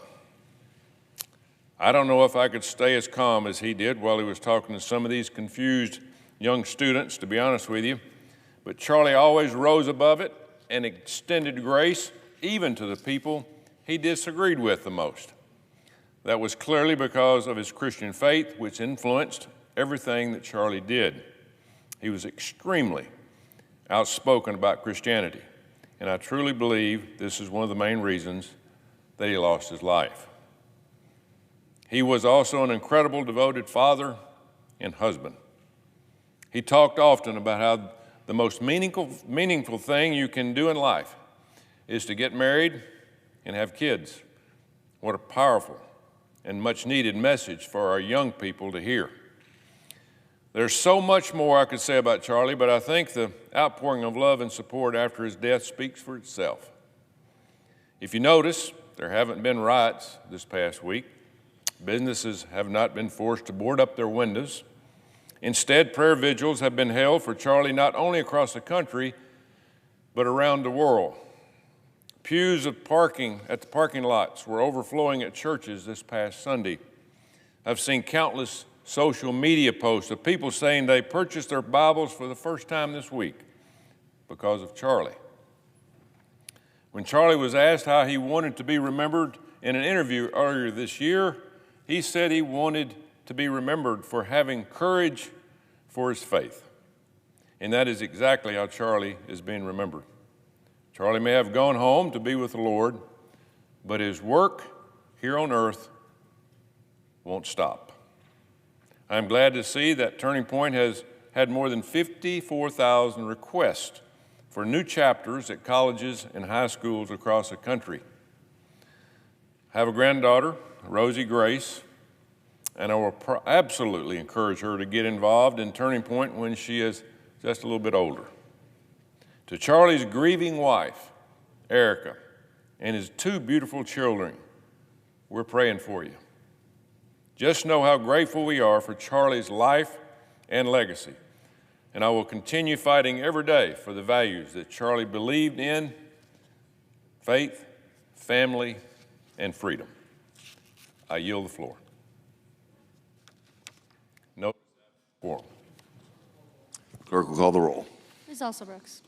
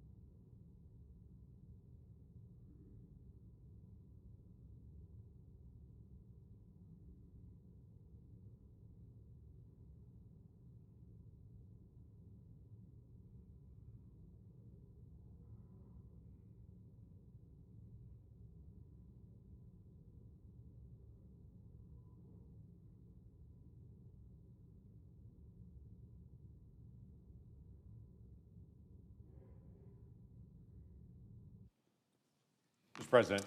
I recognize the senator from Oklahoma. Mr. President, I'd like to set aside the quorum call. Without objection. Mr. President, this week I filed a bill, so I do multiple different weeks. I don't come every week to be able to talk about the bills that I filed, but I want to be able to talk about this one a little bit and some context that comes into it. I also don't come to this floor very often and read an entire bill to this body, but I want to do that today. It's not long. It's literally just half a page. But it reaffirms something I think it should be pretty simple for all of us, but for some reason it has become controversial in the past few decades. Here's the whole bill. It says none of the funds made available under this act may be provided to any public institution of higher education that denies to a religious student organization any right, benefit, or privilege that is otherwise afforded to other student organizations at the institution, including full access to the facilities of the institution and official recognition of the organization by the institution because of the religious beliefs, practices, speech, leadership standards, or standards of conduct of the religious student organization. Now, this should be pretty simple for us as Americans. We should treat religious organizations on a college campus the same as every other organization. The university shouldn't be able to reach into some organization and say, because you're religious, we need to tone you down. Or because you're religious, we need to pick your leadership for you because we want to pick your leadership. I would tell you, for most Americans, they would say, no one does that anyway, except they did. Under the Biden administration, this became an issue where multiple different colleges and universities would reach into different religious organizations on campus and would deny them access to be able to be on campus and use campus facilities at all.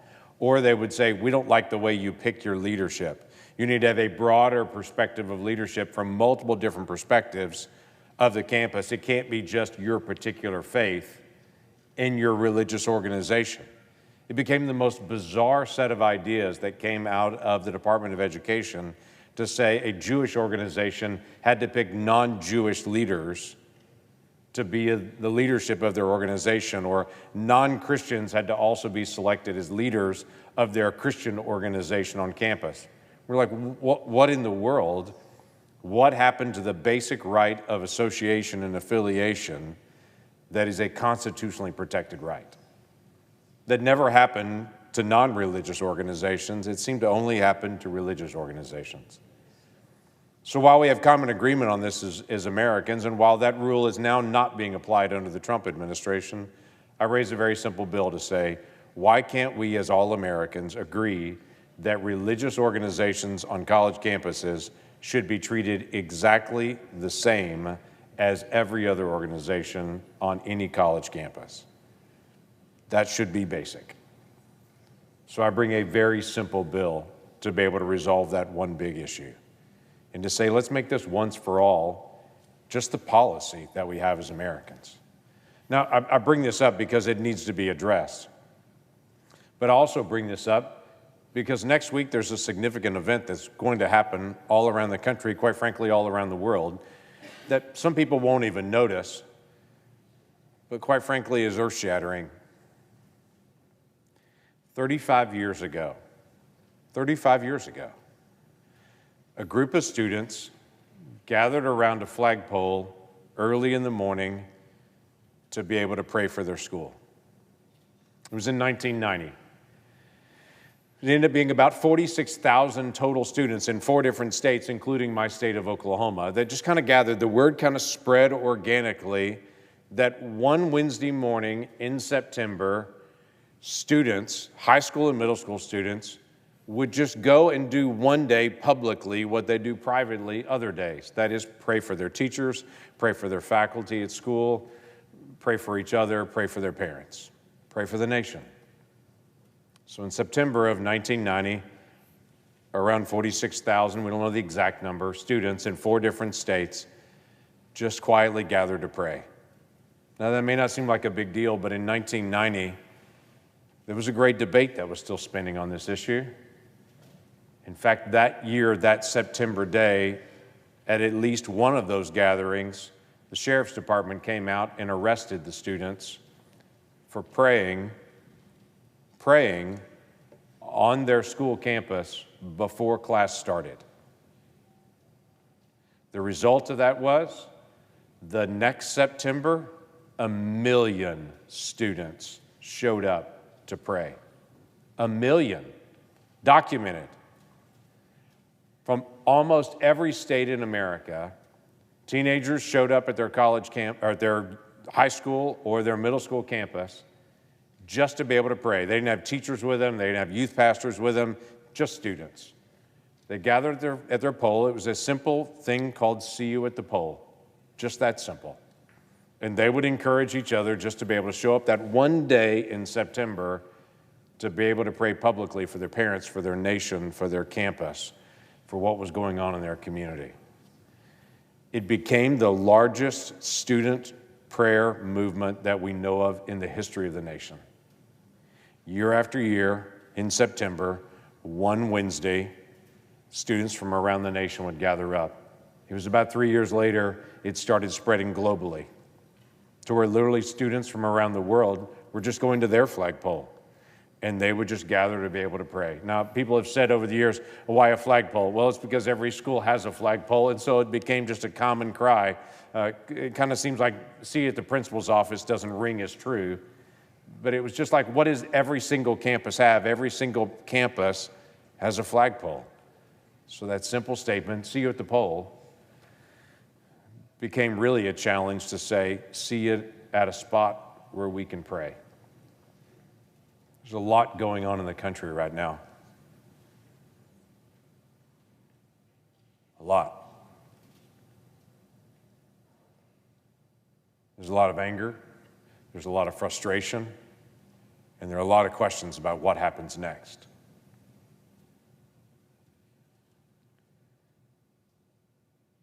For 35 years, students have gone to their flagpole and have prayed for the nation. And my simple request of them again this year is to do it again. This nation could use some prayer.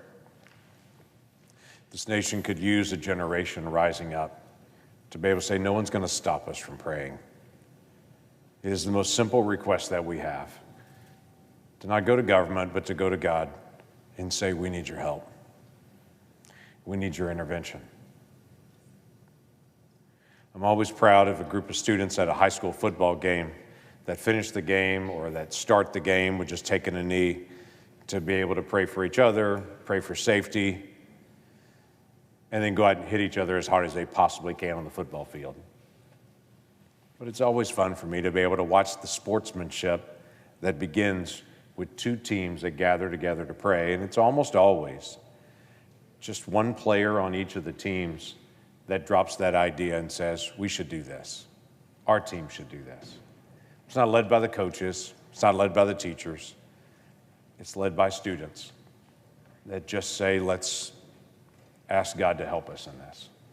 I'm always impressed when I'm on high school and junior high campuses as I walk around the campus during lunch and I see everybody kind of gathering for lunch and all the conversation happening, and I'll see a couple of students over in the corner as they sit down at their lunch to be able to just bow their head for just a simple moment to be able to thank God for their food.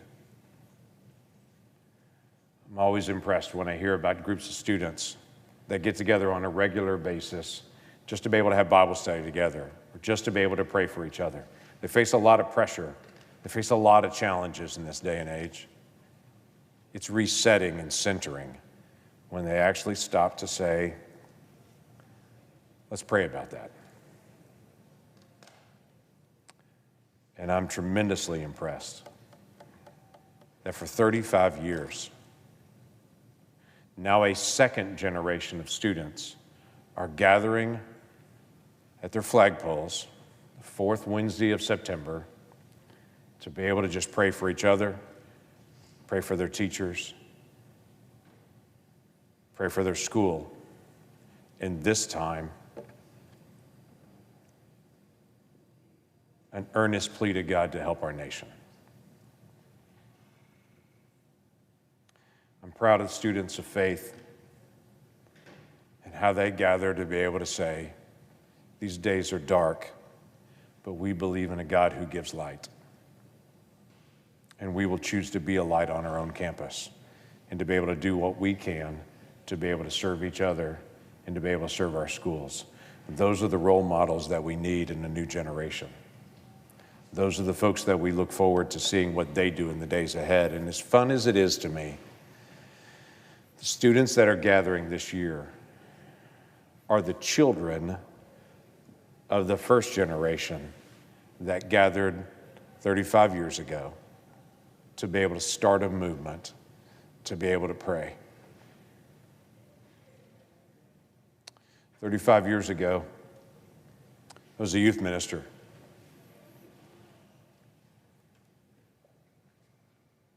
I was a part of that first seat at the poll in 1990.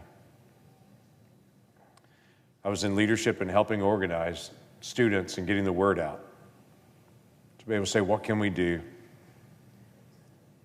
What can we do to be able to serve each other in the nation? And the obvious answer began with, let's pray. And See at the Pole was born. It wasn't my idea. It was a group of students' idea. I just got to help fan the flame.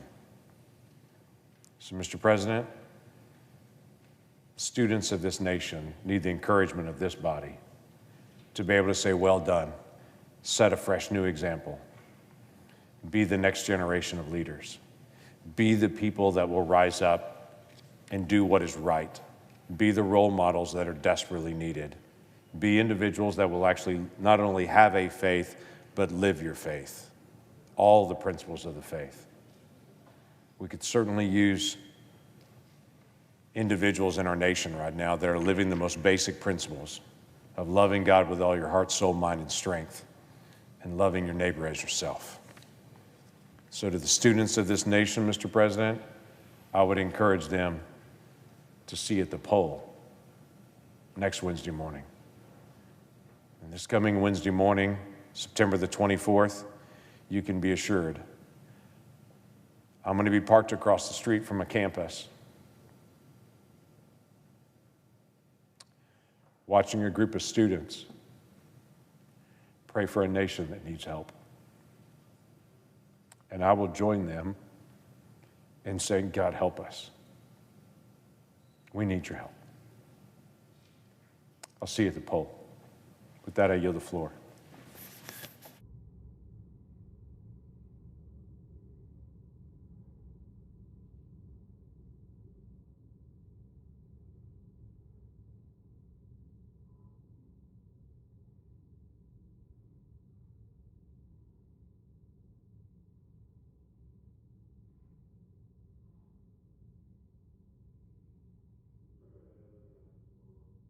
The clerk will call the roll. Ms. Alsobrooks.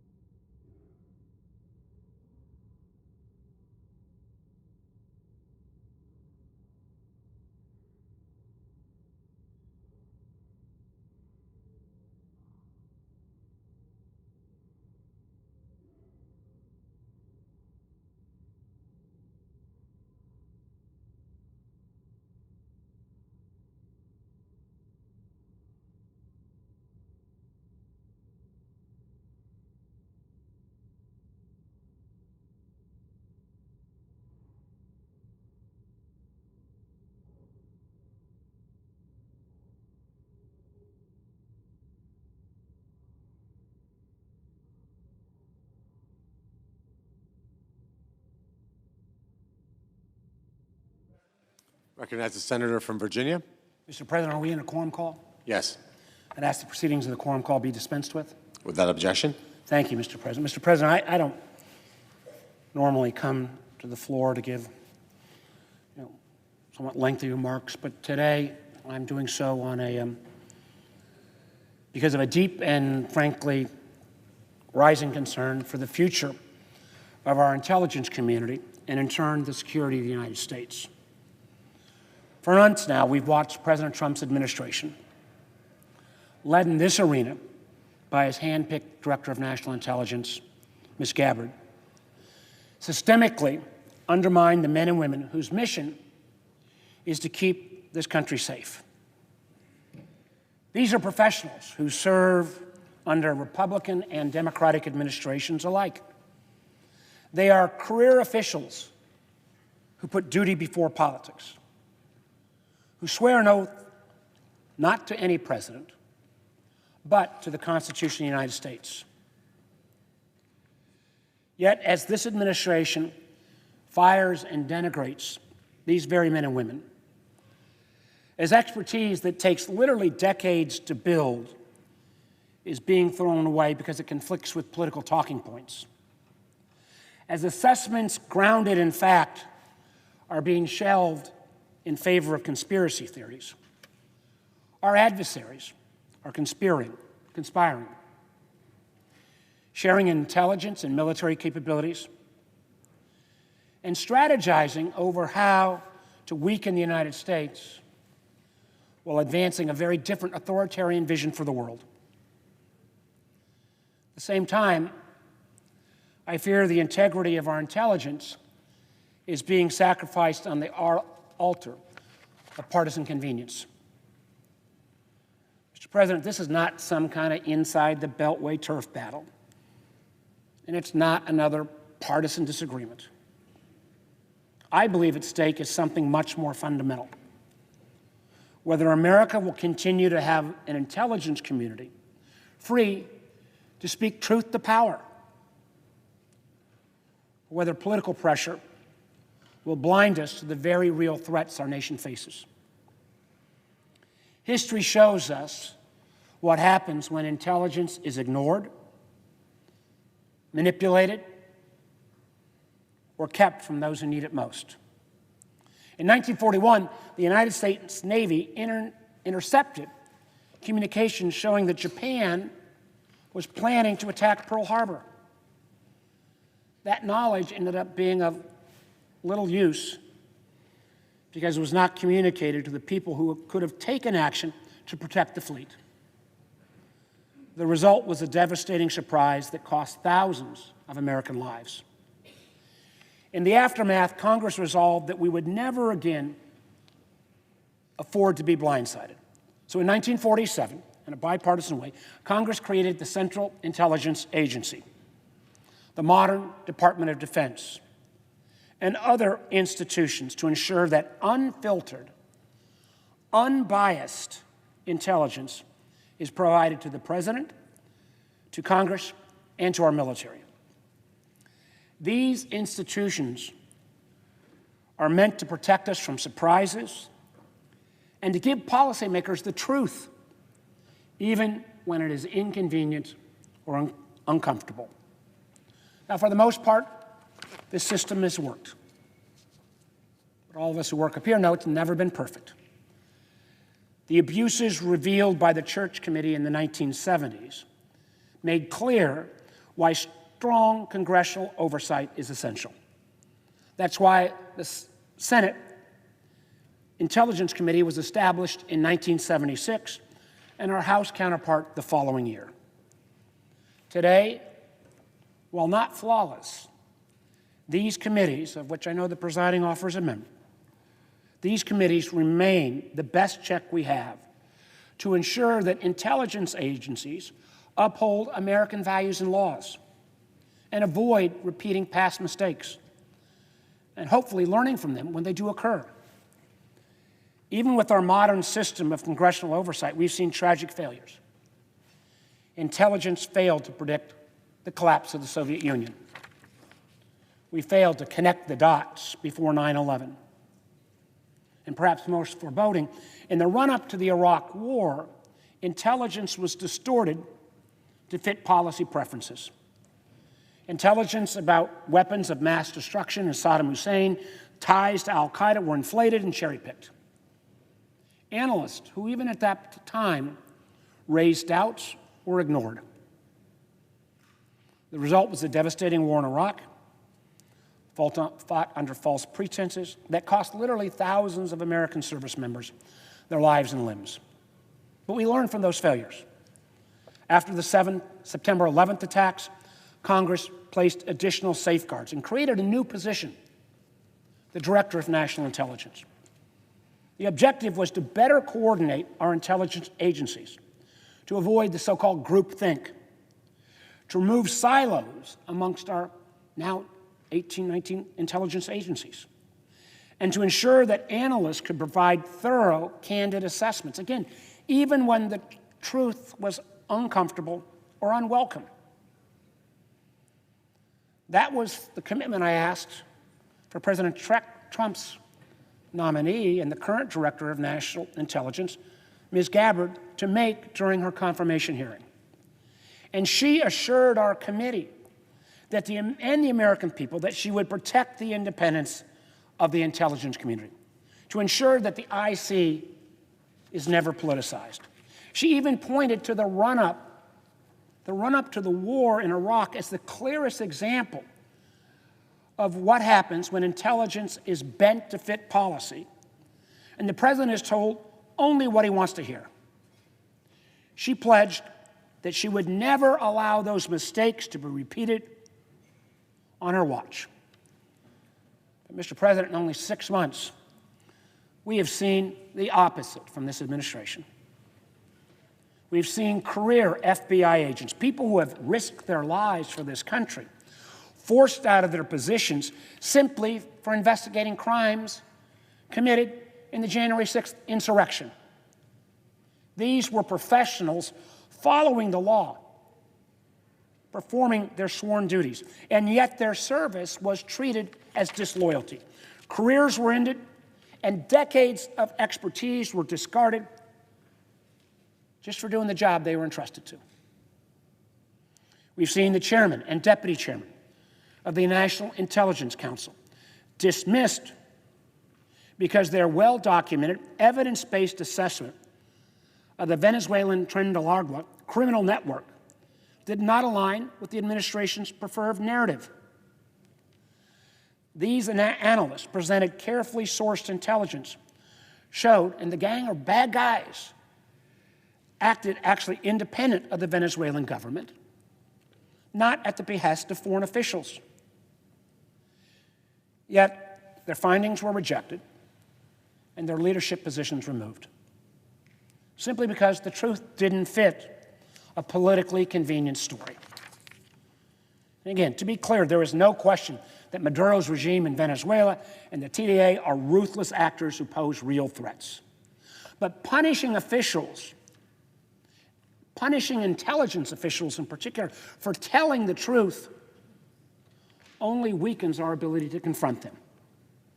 We've seen the three-star general leading the Defense Intelligence Agency pushed out after analysts produced a straightforward, evidence-based assessment showing that Iran's nuclear program had not been obliterated, as President Trump so loudly claimed. Rather than face those facts, the administration decided to punish the messenger. And he was let go from DIA. We've seen more recently analysts, literally with decades of experience on Russia, stripped of their security clearances or reassigned at the very moment that years of expertise is needed most. More recently, DNI Gabbard has personally revoked the clearances of at least 37 individuals in a transparently political act of vengeance in a single stroke of a pen. And at least in one case, exposing an official working undercover. That alone, putting someone who's worked undercover and identifying that identity in past administrations would have been grounds for firing. We've seen statutory requirements to keep Congress fully and currently informed ignored, oversight stymied and obstructed, and inspector generals who's supposed to keep their eyes on these agencies, inspector generals and their personnel silenced, forced out, or removed. And I remind my colleagues, in terms of oversight for the intelligence community, that is not a right that all 100 senators have. There are literally 17 of us. As chair or vice chair over the last few years, I'm part of the so-called Gang of Eight. If we don't do our jobs, nobody's watching all of these intelligence agencies. Even more damaging, we've seen highly sensitive and highly sensitive intelligence declassified and released, clearly for political purposes, without proper coordination with the agencies responsible for protecting sources and methods. That's mean how we do our work and who are the people involved. The disclosures actually risk revealing the identities of assets, and those are human beings. And the techniques we rely on, those are the technology and skills we have. And the credibility of ongoing operations, all for the sake of advancing a political narrative. The very tools that protect lives and maintain America's strategic advantage are being treated as a leverage in a partisan game. Let's remember the so-called Russia hoax and that assessment, which this administration continues to disparage, was a coordinated, unanimous finding by the entire intelligence community. Our committee, on a bipartisan, unanimous basis, reviewed it and validated it extensively. Not a single one of my Republican colleagues objected to its findings, including the current Secretary of State, then committee chairman, Senator Rubio. And what did that assessment actually conclude? In fact, I think every one of us understood that Russia conducted a sweeping systemic campaign to interfere in our 2016 election. That Moscow's goal was to sow chaos, to undermine faith in American democracy, and specifically to boost Mr. Trump's candidacy. These findings were not partisan talking points. They were sober judgments of career professionals, backed by evidence and affirmed by both parties in Congress. And during the first Trump administration, they responded to that report appropriately and put resources to make sure that in the 2020 election, it was the safest election on record. Kudos to the first Trump administration in doing that. But with all of this happening, and as troubling as all of this is, what may be most astonishing is who seems to be calling the shots now. Not seasoned national security leaders, not career intelligence professionals, but conspiracy theorist Laura Loomer, a figure who has called the 9/11 terrorist attacks an inside job, who described herself as a pro-white nationalist and a proud Islamophobe, and has made openly racist and anti-Muslim statements. This is not someone with even a shred of credibility, let alone the experience or judgment we should demand from those influencing United States national security officials. Yet time and again, we have seen senior officials pushed out of their posts because Ms. Loomer decided they were not sufficiently loyal to the president. National Security Council staffers, people well known and respected on both sides of the aisle, including staffers who worked for my Republican colleagues in the Senate, were shown the door at her demand. The two top officials at the National Security Agency, including a well-respected four-star general, Timothy Hawk, forced out, along with the agency's general counsel, again at Loomer's behest.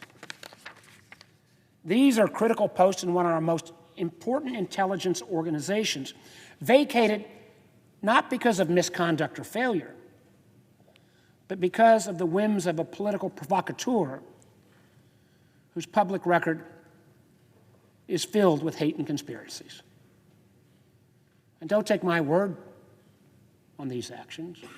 Ms. Loomer's own social media feed claims all of these firings and dismissals almost as trophies.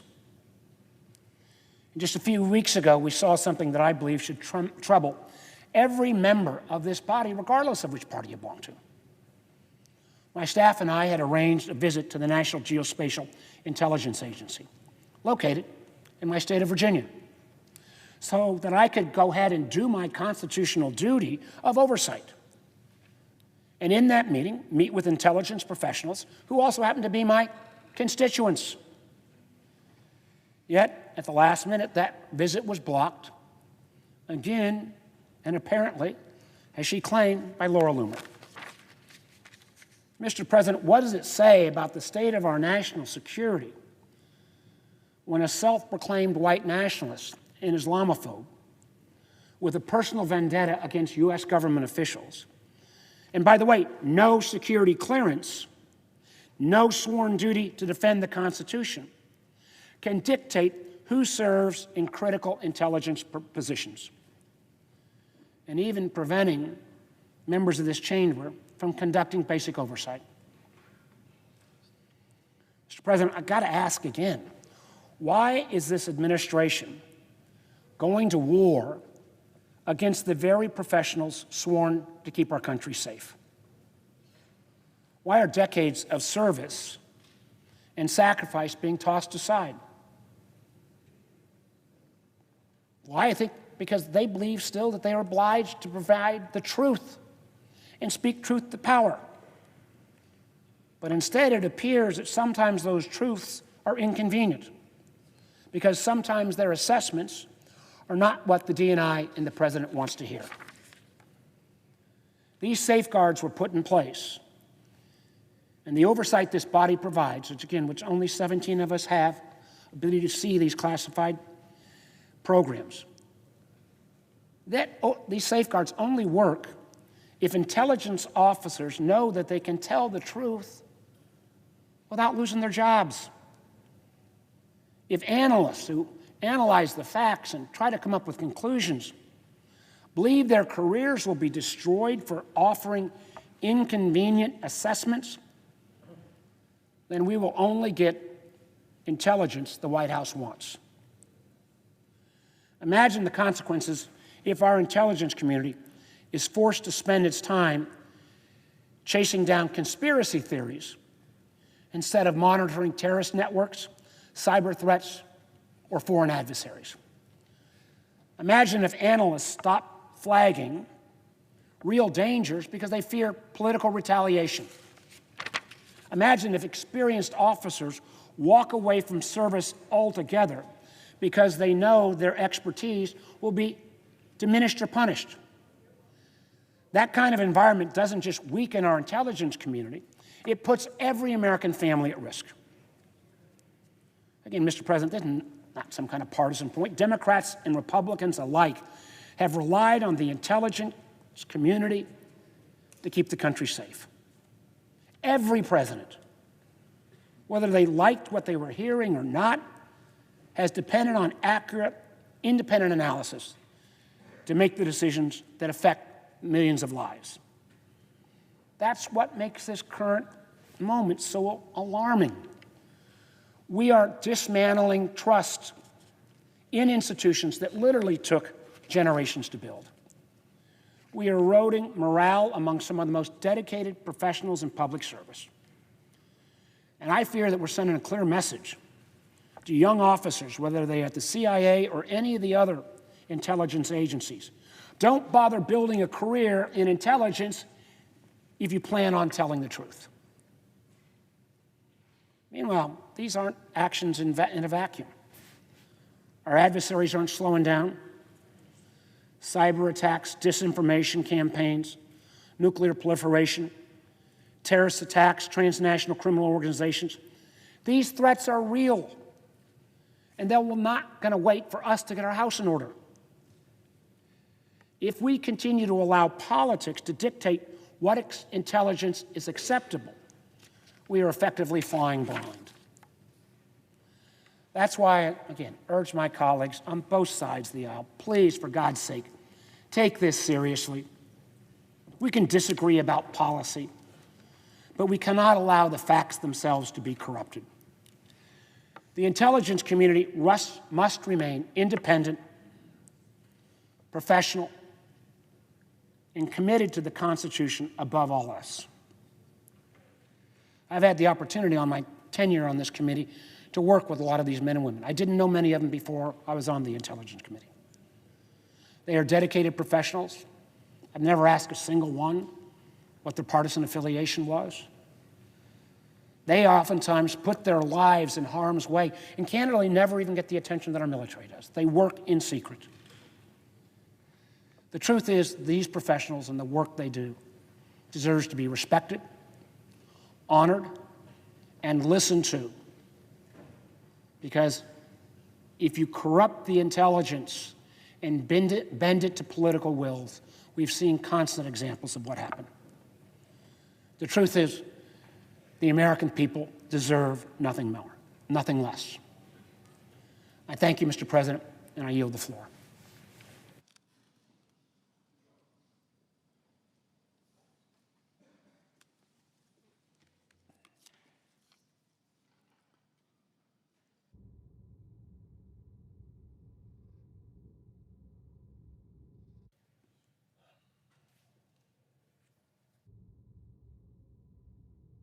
President.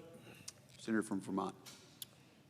Mr. President, as many Americans know, the current budget is going to expire at the end of September, and if an agreement is not reached, the government will shut down, which is, frankly, not anything that anyone wants.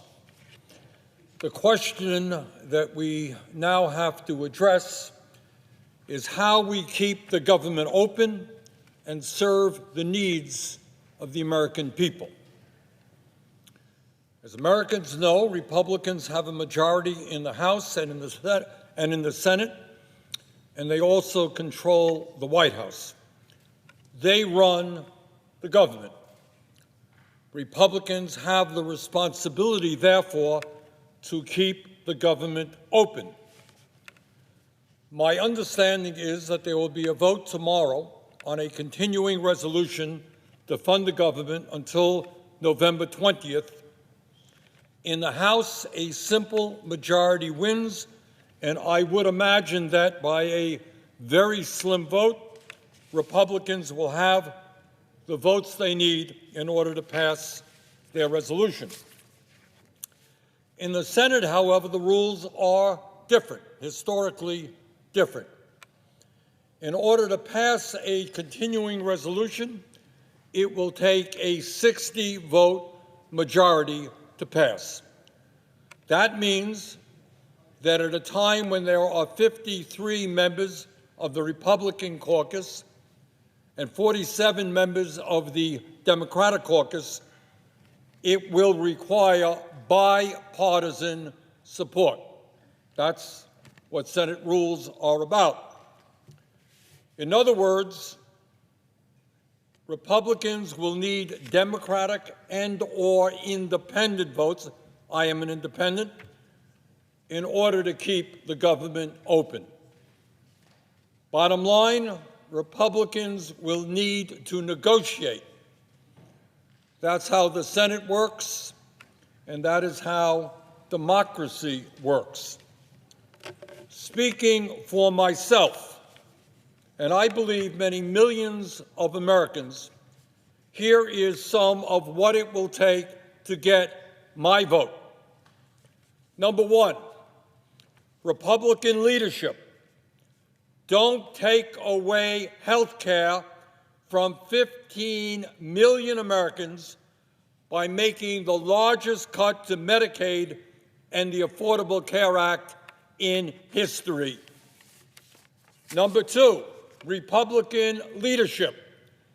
don't increase health insurance premiums by 75% on average for over 20 million Americans who get their health care through the Affordable Care Act. Number three, Republican leadership. Do not undermine modern medicine and the health and well-being of our children by rejecting the scientific evidence regarding vaccines. Number four, Republican leadership. Do not allow our great country to be moved toward authoritarianism by putting federal troops on city streets without a request from a governor or a mayor. Do not have ICE agents snatch people off our streets without due process. Do not undermine the Constitution of the United States and the rule of law by allowing an administration to refuse to spend money appropriated by the Congress. Let me be more specific.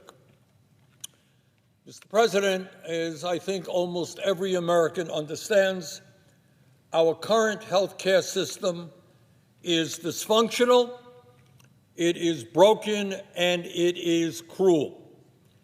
At a time when we spend almost twice as much per capita on health care as any other major country, over $14,000 per person, 85 million Americans are uninsured or underinsured.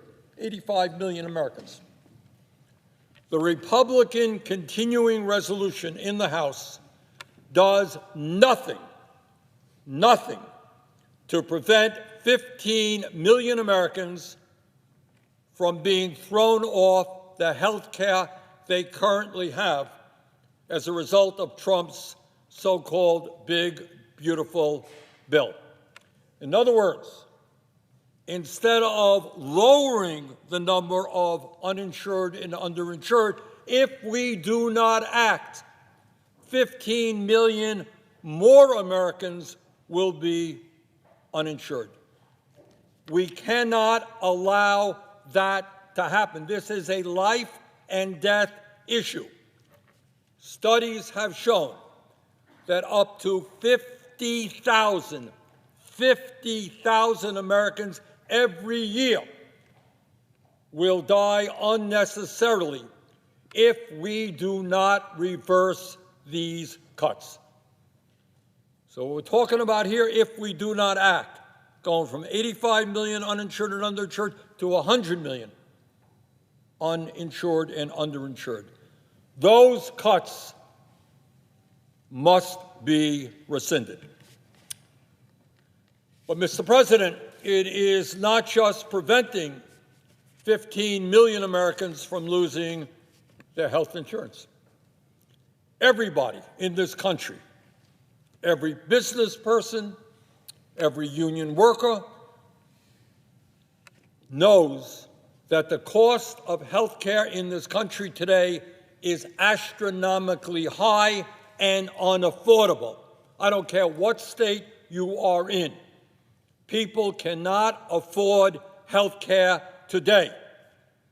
And yet, if we do not act right now in this continuing resolution, the Affordable Care Act tax credits will expire and premiums will skyrocket by 75%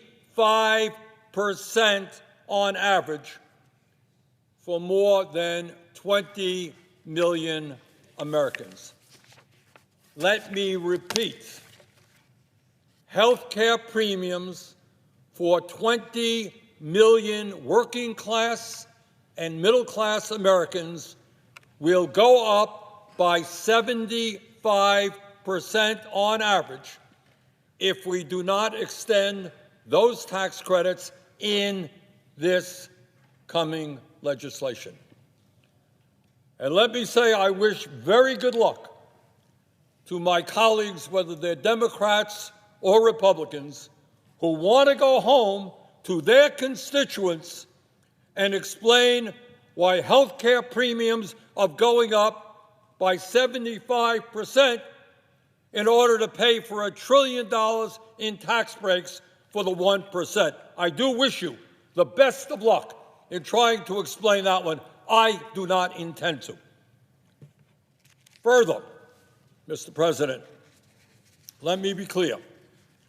Vaccines work. Not exactly a controversial statement.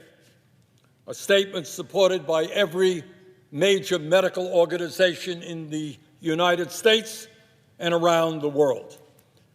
Vaccines are safe, they are effective, and they have saved millions of lives in our country and tens of millions of lives worldwide. In fact, vaccines are one of the greatest public health achievements in modern history.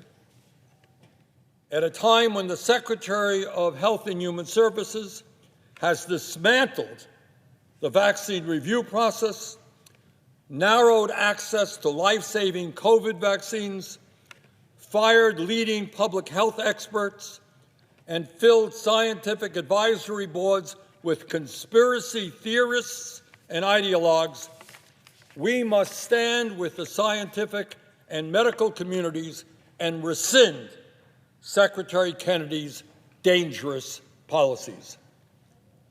This is not about politics. Doesn't matter whether you're Republican, Democrat, or Independent. We are talking about protecting our children from polio, measles, whooping cough, and other preventable diseases. Mr. President, the American people, slowly but surely, are catching on. No matter what their political view may be, Democrat, Republican, Independent, they understand that our current economic system is rigged. They understand that the very richest people in this country are becoming much richer, while 60% of Americans are living paycheck to paycheck, and millions of people are trying to survive on starvation wages. The American people understand that while billionaires are getting huge tax breaks, they are finding it harder and harder to afford health care, to pay the rent or their mortgages, to afford child care, to be able to send their kids to college, to pay for the prescription drugs their doctors prescribe, or to buy decent quality food for their kids. The American people understand, painfully and depressingly, that unless we change the way the economy functions, their kids will likely have a lower standard of living than they do. In the richest country in the history of the world, it is likely that the younger generation will have a lower standard of living than their parents, while almost all new income and wealth goes to the people on the top. Mr. President, today we have more income and wealth inequality than we have ever had in the history of the United States. Today we have one man, Mr. Musk, who owns more wealth, if you can believe it, than the bottom 52% of American households. One man, more wealth than the bottom 52% of American households. And by the way, he is on his way, it appears, to become a trillionaire, even richer and richer. Today, the top 1% owns more wealth than the bottom 93%. Top 1%, more wealth than the bottom 93%. And the CEOs of major corporations now earn over 350 times what their average employees make. While the billionaire class becomes richer and richer, real inflation accounted for weekly wages are lower today than they were 52 years ago. Huge expansion of worker productivity, and yet the average worker in many cases is worse off than he or she was 52 years ago. Mr. President, enough is enough. At a time of massive income and wealth inequality, it is insane to be giving $1 trillion in tax breaks to the top 1%. If President Trump and the Republican leadership want my vote, they will have to rescind that tax breaks for their oligarchic friends. Mr. President, our country today faces not only major economic crises. We are looking at extraordinarily threatening moment to our democratic form of government. Frankly, we now have a President of the United States who does not believe in our Constitution and the separation of powers, who does not believe in freedom of speech and the right to dissent, who is moving us every day toward an authoritarian form of government with more and more power into his own hands. Mr. President, too many Americans from my state of Vermont and every other state in this country have put their lives on the line and sometimes died in order to defend democracy and our way of life. The right of people to live without fear. The right of people to express their point of view, no matter what it may be. You disagree with me? That's great. That's called American democracy. The right of people to vote without intimidation. Mr. President, today, in an unprecedented way, we have federal troops in cities in America who have not been requested by a governor or a mayor.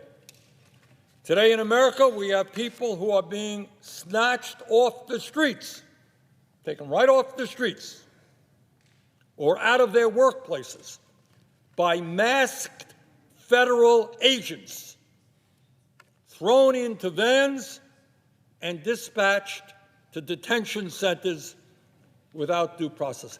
Does anybody think that that is what America is supposed to be about? Somebody walking down the street, getting picked up by masked men, thrown into a van, and taken God knows where. Today we have a president sending some of these people to South Sudan, to Uganda, to El Salvador. We don't know where. People have no relationship to the country they're being sent to. Imagine me plucked off the street, sent to South Sudan, country in the middle of a civil war, virtually no government. Mr. President, that is not acceptable. That is not what our great country is supposed to be about. These undemocratic, unconstitutional policies must be rescinded. The movement toward authoritarianism in this country must be ended. Mr. President, in this very difficult moment in American history, let us stand with the American people and listen to their needs. Let us not throw 15 million working-class people off of the health care that they have so that 50,000 people a year die unnecessarily. We cannot allow that to happen.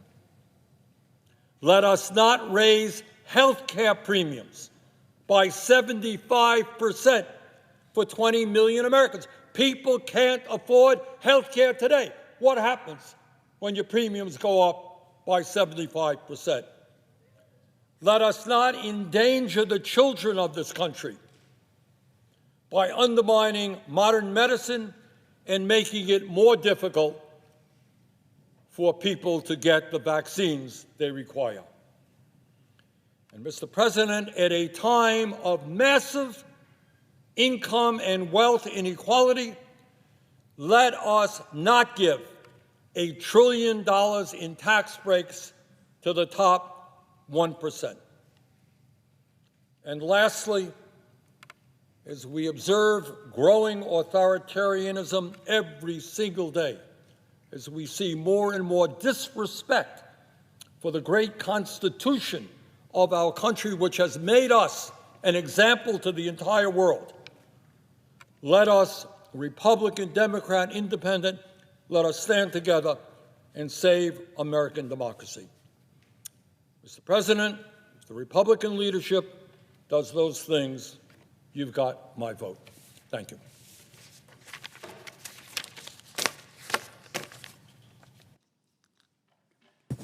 Mr. President. Senator from Rhode Island.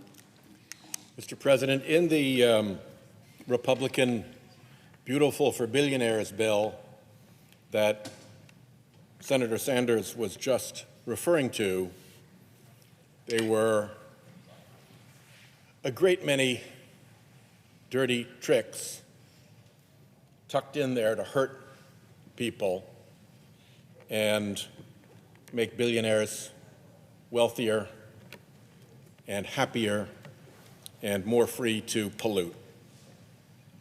Of all the dirty tricks in that bill, perhaps the trickiest was the one that was so hidden that it wasn't even mentioned in the bill. And that is about $500 billion in cuts to Medicare. We've heard a lot about the $1 trillion in cuts to Medicaid, but without ever mentioning it, the Republican Beautiful for Billionaires bill will cut Medicare by $500 billion, give or take. How does it do that? It does that by adding $4.1 trillion to the deficit. One bill, one act of Congress, $4.1 trillion piled on our national debt. There's another law that exists on the statute books of the United States of America, the Statutory Pay-As-You-Go Act. What does that do? It requires a look at bills that create enormous additions to our national debt. And to protect our fisc, it requires mandatory cuts to other accounts. That's supposed to discourage running up the debt by trillions in the first place, and it's supposed to remedy that defect with automatic cuts. Guess what is lined up for automatic cuts under the Statutory Pay-As-You-Go Act? Yup, Medicare. The same Medicare that we saw that huge demonstration from Republicans about during President Biden's State of the Union speech when he said Republicans want to cut Medicare, and they rose in ire and anger to say, no, that's not possibly true. And he said, oh, I think we have unanimity here. I think we have agreement. No cuts to Medicare. Well, that didn't last long. The cuts to Medicare just had to be well hidden. And that's what this bill does. We've asked the Congressional Budget Office what it means. How big will the cuts be? When will they take place? Well, here's the outcome. Given the magnitude of this massive increase, it will create a $45 billion cut to Medicare in 2026. Next year, $45 billion cut to Medicare. Unfortunately, it's not a one-time thing. It's going to keep going. In the following year, it goes up and up. By 2034, the end of the 10-year budget window that we work in, the annual cut to Medicare will be $76 billion. If you stack up all those cuts year after year to Medicare, starting in 26 and going through 2034, the total cut to Medicare from the Beautiful for Billionaires bill is $491 billion. That's where I get $500 billion from. I'm rounding the $491 billion number CBO gave us for the total hit to Medicare done by Republicans in their Beautiful for Billionaires bill. To head this off, we're going to have to pass legislation that exempts Medicare from those coming pay-go cuts that are going to happen automatically by operation of law unless we take that step. Now, Republicans could have, at the time, put a simple provision in their Beautiful for Billionaires bill saying, for purposes of this bill, Medicare is exempted from the pay-go program. They could have protected, with very simple language, against a looming $500 billion cut to Medicare. They chose not to. They chose not to. And the question is, was that an oversight? Or is this a trick to try to tee up cuts to Medicare that they don't have to own? Well, here's a clue as to whether that was a trick or an oversight. And that is that in the other side of this building, over at the House of Representatives, the Republican-controlled House is sending over a continuing resolution to fund the government. They could have put this correction in that bill. They could have added a simple line saying, when it comes to Medicare and the huge addition to the debt from our Beautiful for Billionaires bill, pay-go sequestration will be lifted. Again, they chose not to do that. Now, the American public might not be familiar with sequestration and with automatic cuts and how that all works, but I'll tell you what, people around here are. Lots of people around here know very well that when you dump $4+ trillion onto the national debt, it is going to cascade into cuts to these other accounts, and those other accounts include Medicare. So to plead innocence about this not being the intention all along is completely unsupportable. To say that it was just an innocent oversight in the Beautiful for Billionaires bill is unsupportable. And now, with the continuing resolution coming over from the House,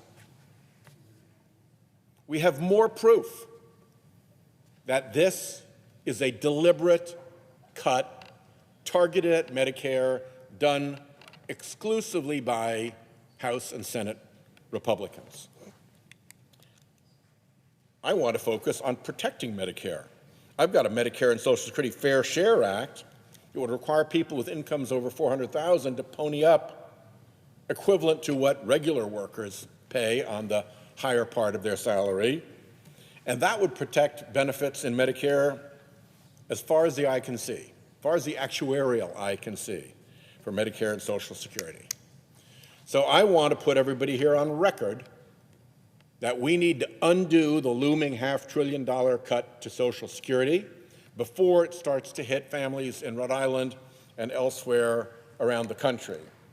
And to that end, as if in legislative session, and notwithstanding Rule 22, I ask unanimous consent that the Senate proceed to the consideration of my resolution, Senate Resolution 404, submitted earlier today, that resolution be agreed to, that its preamble be agreed to, and that the motions to reconsider be considered made and laid upon the table with no intervening action or debate. Is there objection? Mr. President, Majority Whip. on behalf of the chairman of the Budget Committee, I object. Objections heard. Mr. President, there we are. Brown. There we are. I yield the floor.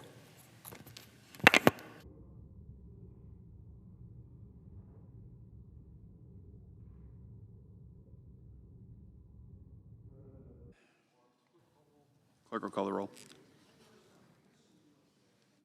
Ms. Also Brooks.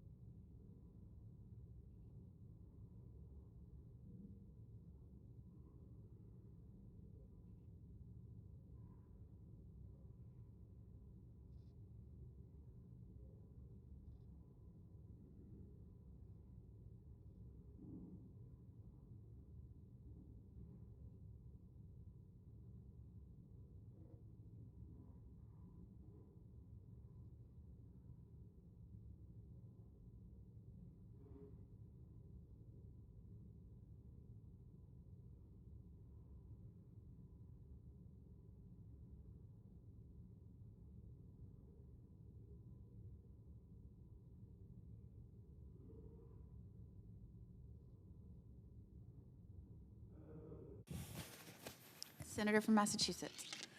Madam President, I ask for a vitiation of the quorum call. Without objection. Thank you, Madam President. Madam President, the First Amendment is the beating heart of our democracy. It protects the right of Americans to speak freely, to criticize their leaders, and to entertain and inform without fear of government reprisal. The framers did not write an exception for late-night comedians or for political satire. They did not carve out an exemption for monologues that offend those in power. The principle is clear. In America, the government does not get to decide which jokes are permissible and which criticisms are punished. Yet yesterday, we saw a shocking breach of this constitutional order. Brendan Carr, the chairman of the Federal Communications Commission, went on a partisan podcast and threatened ABC, the American Broadcasting Company, and its parent company, Disney, over a joke told by comedian Jimmy Kimmel. Carr called Kimmel's comments, quote, the sickest conduct possible, and suggested revoking the broadcast licenses of ABC affiliates. He then delivered a line towards ABC and Disney that sounded like something out of The Godfather. Quote, he said, we can do this the easy way, or we can do it the hard way. So let me say that line again. We can do it the easy way, or we can do it the hard way. That is not oversight. That is intimidation. That is not regulation. That is retaliation. That is the Godfather giving Disney an offer they can't refuse from the chairman of the Federal Communications Commission. That's the language that mobsters use to shake people down. And it came from the mouth of the FCC chairman of the federal government with vast legal authority to punish Disney and ABC and their affiliates. The chilling effect was immediate. Within hours, Disney and ABC indefinitely suspended Jimmy Kimmel from the air. A comedian was silenced because a government regulator, the chairman of the Federal Communications Commission, flexed his authority. This is not an isolated slip of the tongue.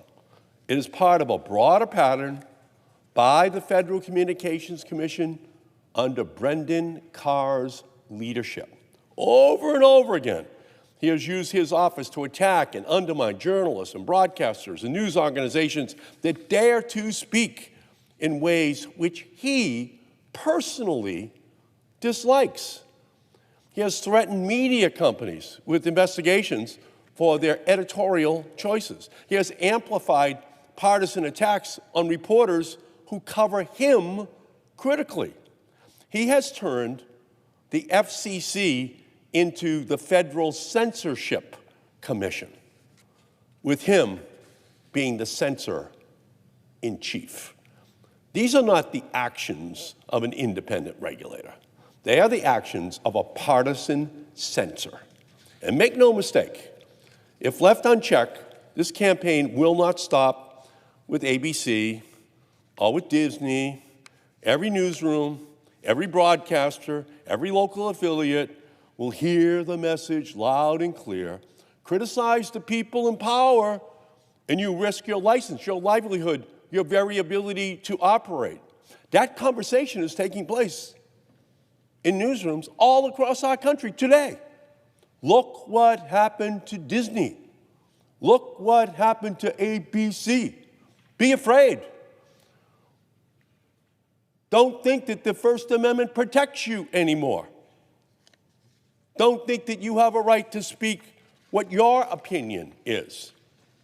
The FCC was created to ensure that the public airwaves, our shared national resource, are used in the public interest. It was not created to dictate what late-night hosts may joke about. It was not created to punish networks for broadcasting opinions that government officials dislike. It was not created to be the speech police for the United States of America. The chairman of the Federal Communications Commission sitting in his office watching TV saying, I don't like that, I'm taking away their license. That is not what the Federal Communications Commission was established to do in our country. And yet, Chairman Brendan Carr has pretended otherwise. He has distorted the FCC's mandate to serve his own partisan ends. Instead of acting in the public interest, he's trying to force broadcasters to act in Donald Trump's interest. You say something that Donald Trump doesn't like, we'll take away your license. We won't allow you to be a broadcaster anymore. We'll fine you. He should know better. It was not too long ago, before he was chairman, when Brendan Carr was singing a completely different tune. He actually condemned perceived attempts by, quote, government officials to silence political speech that they don't like. That's the old Brendan Carr. He defended talk show hosts, saying, quote, from internet memes to late-night comedians, from cartoons to the plays and poems as old as organized government itself, political satire circumvents traditional gatekeepers and helps hold those in power accountable. Not surprising that it's long been targeted for censorship. Did I say that? No. Brendan Carr said that. Brendan Carr. But this is a different guy now. He just got a job in the Trump administration. So he's bending the knee to Donald Trump on all of these issues. Because then he rightfully defended the First Amendment. He said, free speech is not a threat to democracy. Censorship is a threat to democracy. Chairman Carr has betrayed those principles, and he should resign. He is not fit to be the chair of the Federal Communications Commission. He is using it now to intimidate people who he considers to be political enemies of Donald Trump. That is not his job. But that's not enough. The Senate must speak with one voice in rejecting his unconstitutional actions. The resolution I bring before this chamber today condemns Brendan Carr for weaponizing government power against Disney and ABC. It affirms that the Federal Communications Commission does not and must not have the authority to punish broadcasters for the content of their programming. It declares that no American, whether a comedian, a journalist, an ordinary citizen, should ever have to fear government retaliation for speaking their mind. And that doesn't make any difference whether you're a Democrat or Republican. Whether a Democrat doesn't like what a Republican said, whether a Republican doesn't like what a Democrat said. We have to stand for the Constitution, not for censorship. To stand for freedom and not intimidation. To stand for a free press, not a government-controlled press. Chairman Carr has shown himself unwilling and unable to uphold the responsibilities of his office. But the Senate can still uphold our responsibilities to the First Amendment of the United States Constitution. The First Amendment of the United States Constitution. The one they put up first because they knew that free speech and freedom of the press was what ultimately would protect the democracy against dictators and kings and those that would subvert our Constitution to their own individual whims. By passing this resolution, we can make clear that the First Amendment is not negotiable. It's not partisan. It's not subject to the whims of a single regulator. So from my perspective, again, the First Amendment is the beating heart of our democracy. It protects the right of Americans to speak freely, to criticize their leaders of both parties, and to entertain and inform without fear of government reprisal. So, Madam President, as if in legislative session, and notwithstanding Rule 22, I ask unanimous consent that the Senate proceed to the consideration of Senate Resolution 407 submitted earlier today, and further that the resolution be agreed to, the preamble be agreed to, and that the motion to reconsider be considered made and laid upon the table with no intervening action or debate. Is there objection? Senator from Oklahoma? Objection is heard. Objection is heard.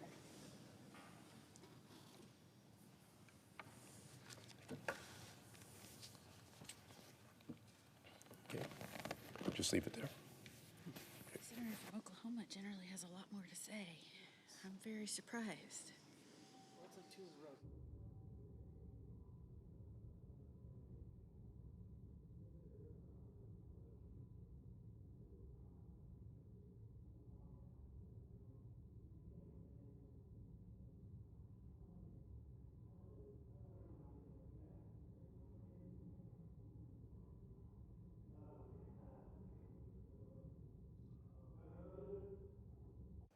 Senator from Massachusetts. I note the absence of a quorum.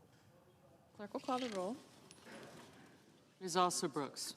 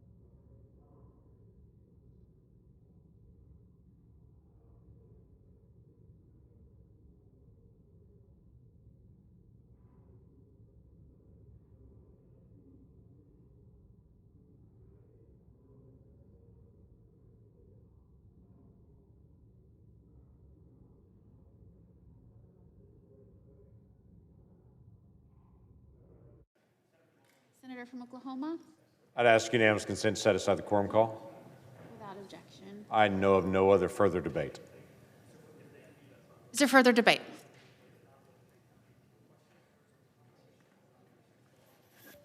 If not, the question occurs on the nominations en bloc. Confirmation of the nominations en bloc. Is there a sufficient second? There appears to be. The clerk will call the roll. Ms. Alsobrooks, Ms. Baldwin, Mr. Banks, Mr. Barrasso, Mr. Bennett, Mrs. Blackburn, Mr. Blumenthal, Ms. Blunt Rochester, Mr. Booker, Mr. Bozeman, Mrs. Britt, Mr. Budd, Ms. Cantwell, Mrs. Capito. Thank you.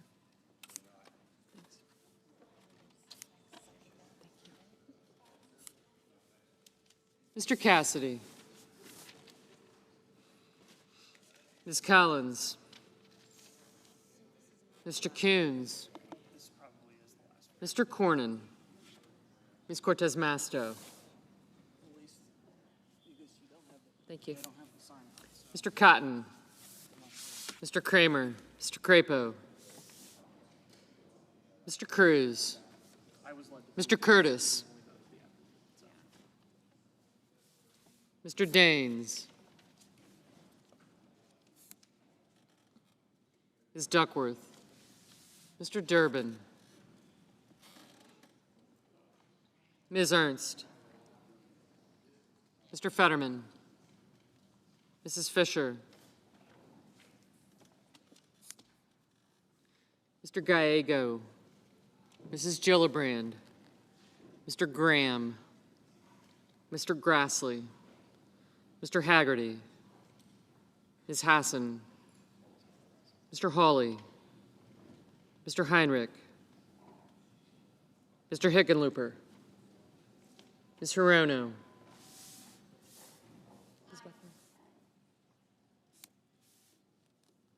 Mr. Hoven. Mr. Husted. Mr. Johnson. Mr. Justice. Mr. Kane.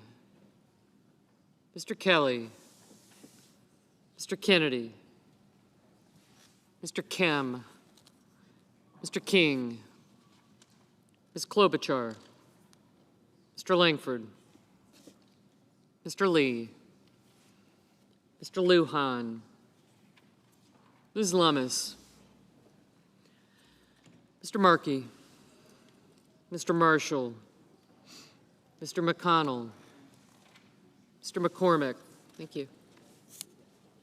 Mr. Merkley. Mrs. Moody.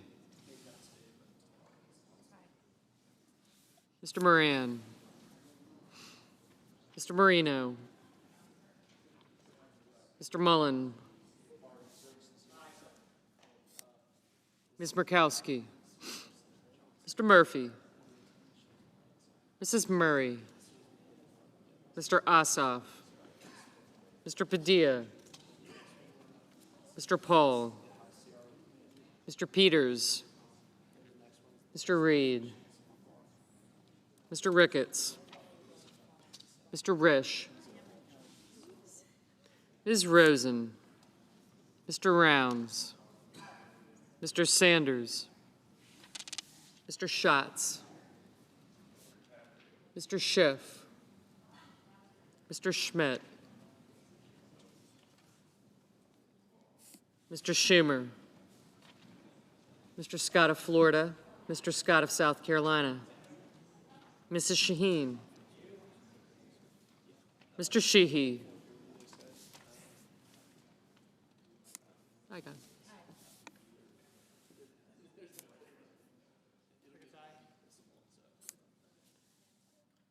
Ms. Slotkin.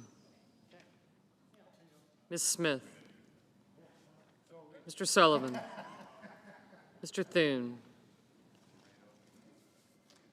Mr. Tillis. Mr. Tuberville. Mr. Van Hollen. Mr. Warner. Mr. Warnock. Ms. Warren. Mr. Welch.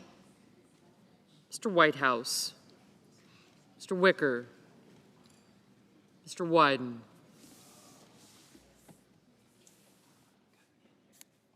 Mr. Young.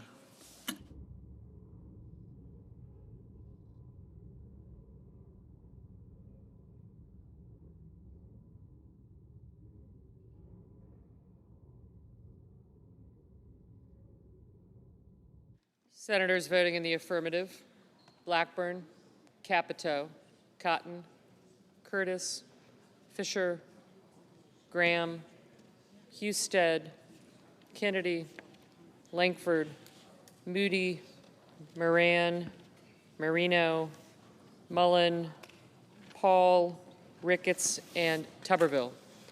Senators voting in the negative: Heinrich, Markey, Murray, Padilla, and Rosen.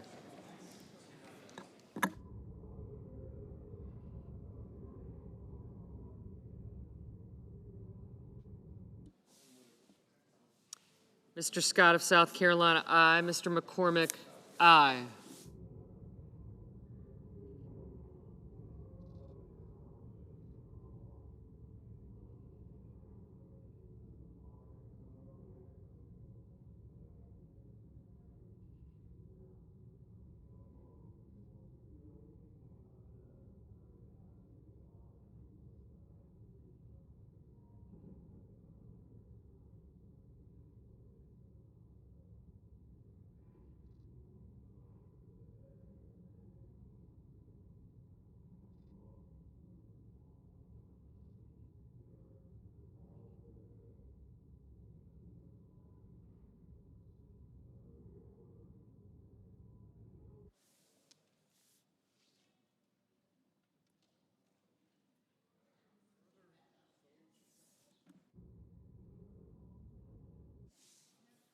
Mr. Cornyn, aye. Mr. Peters, no.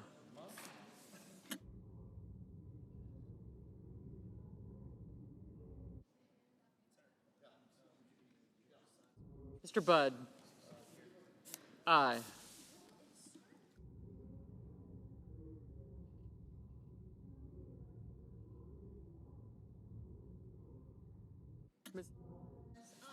Ms. Lummis, aye.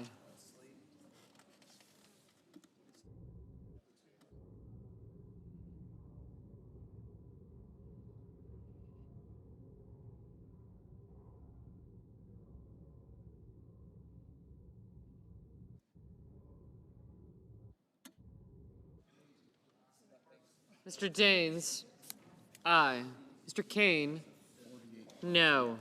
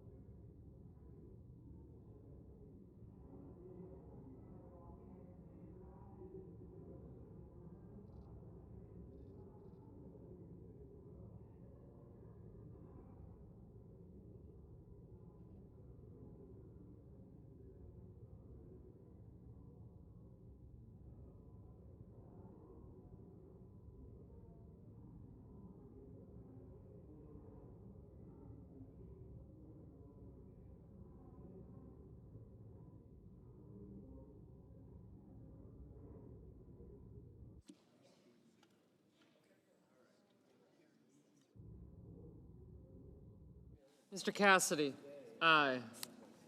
Ms. Collins, aye. Mr. Tillis, I got him. Aye. Mr. Barrasso, aye.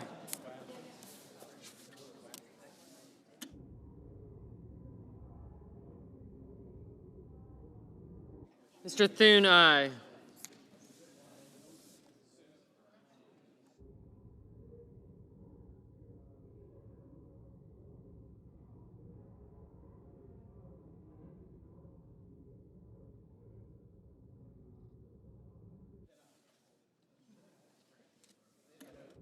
Mr. Kelly, no.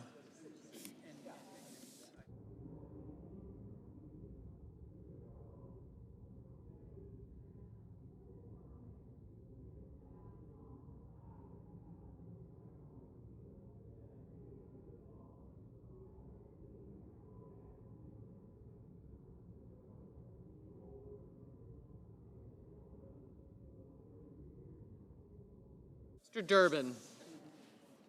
Mr. Durbin, no. Mr. Schmidt, aye.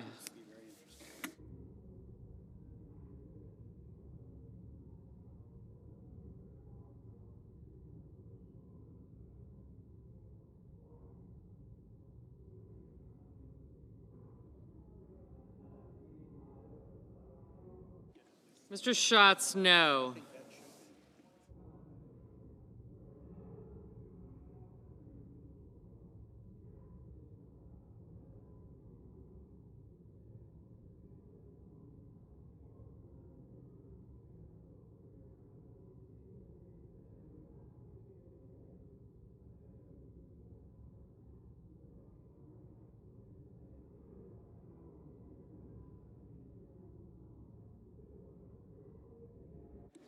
Mr. Grassley, aye.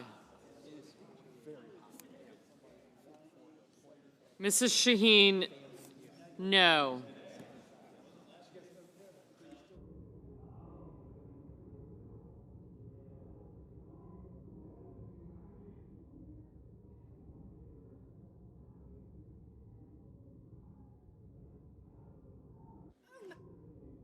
Mrs. Britt, aye.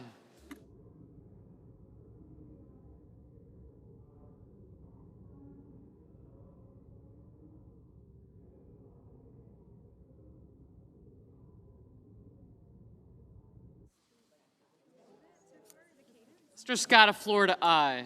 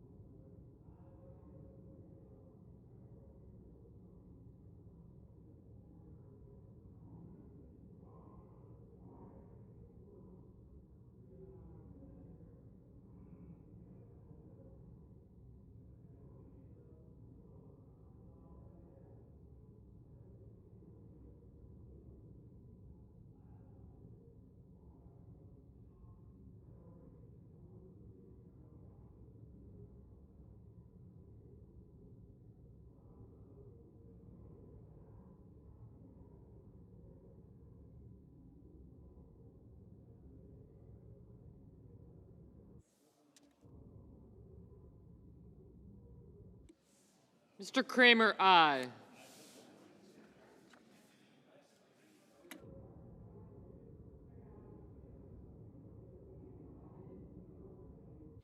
Ms. Hassan, no. Ms. Baldwin, no.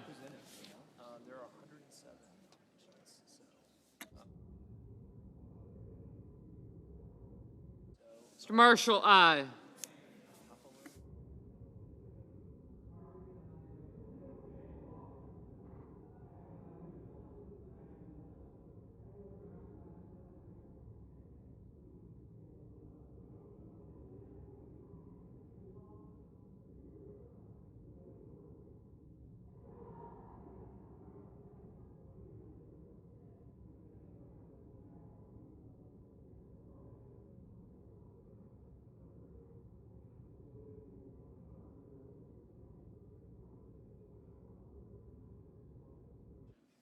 Mr. Warner, no. Mr. Johnson, aye.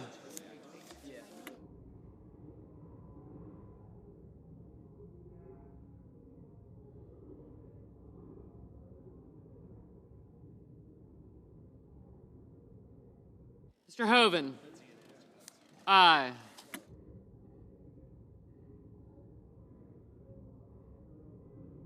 Mr. Murphy, no.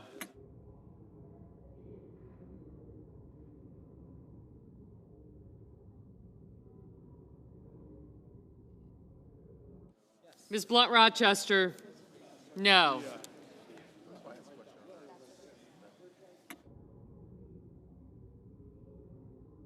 Mr. Coons? No. Mr. Crapo? Aye.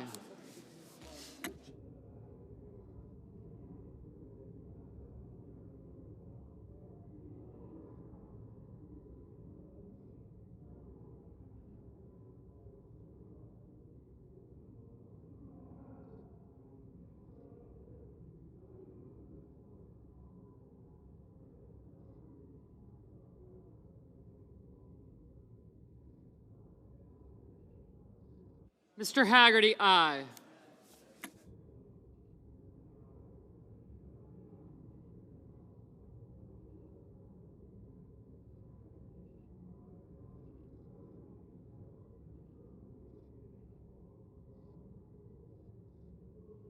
Mr. Wicker, aye.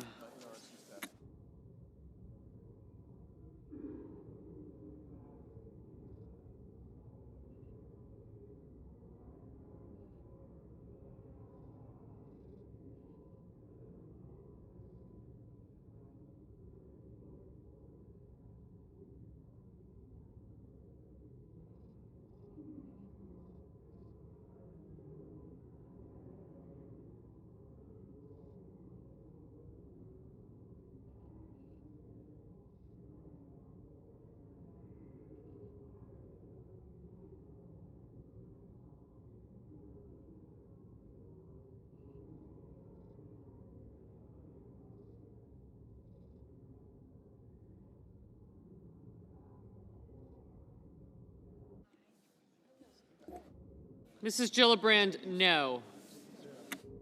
Mr. King, no.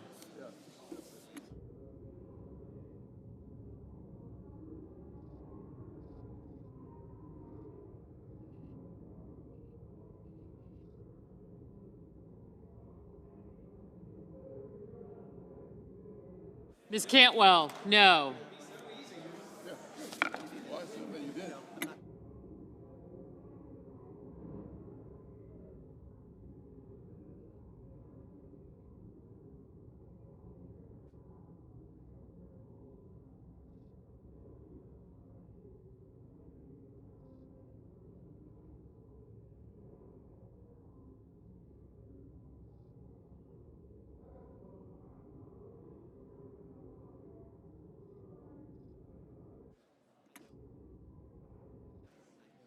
Ms. Duckworth, no. Mrs. Hyde-Smith, aye. Ms. Warren, no. Ms. Murkowski, aye. Mr. Hickenlooper, no. Mr. Wyden, no. Ms. Slotkin, no.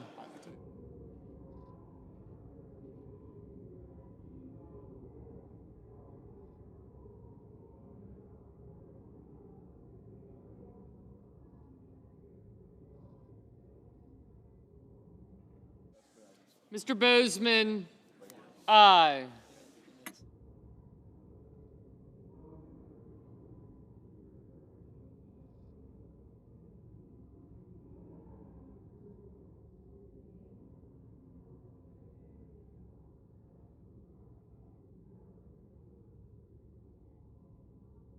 Mr. Blumenthal, no.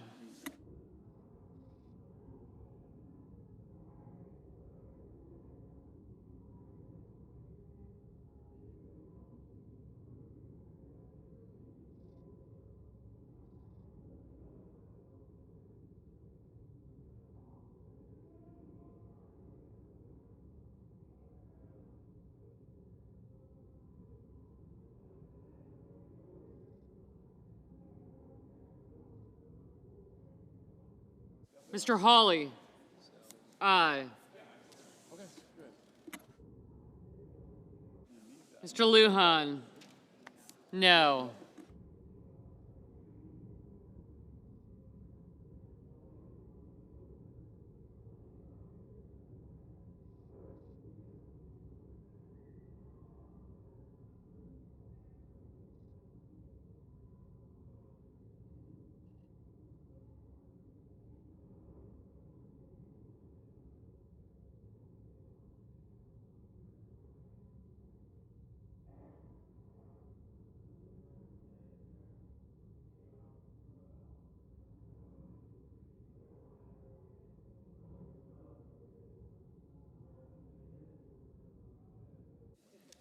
Mr. Sheehy, aye.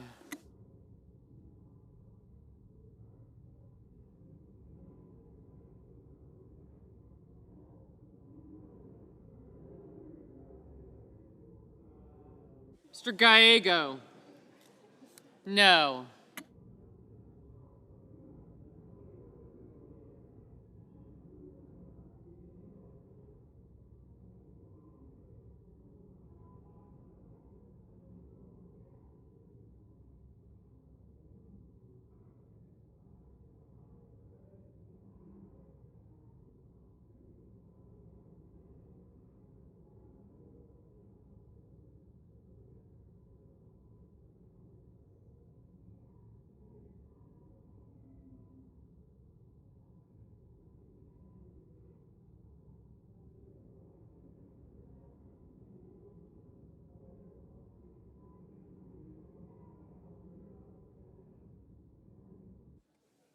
Mr. Justice, aye.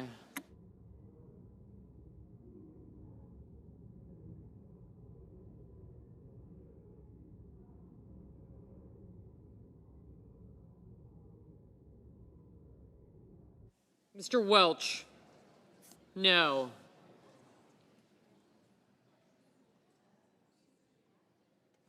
Mr. Van Hollen, no.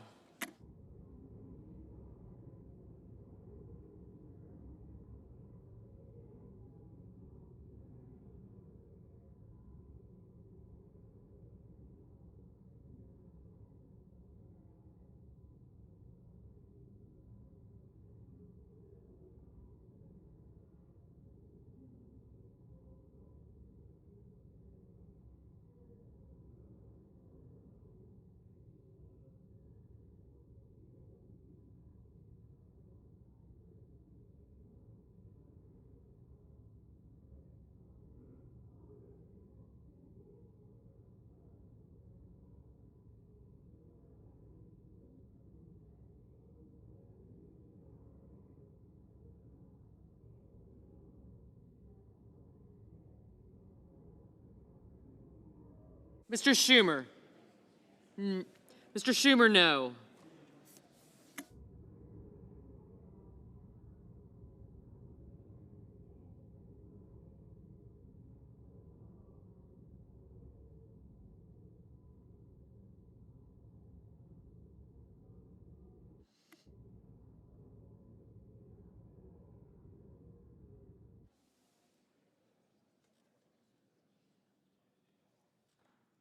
Ms. Hirono, no. Mr. Whitehouse, no.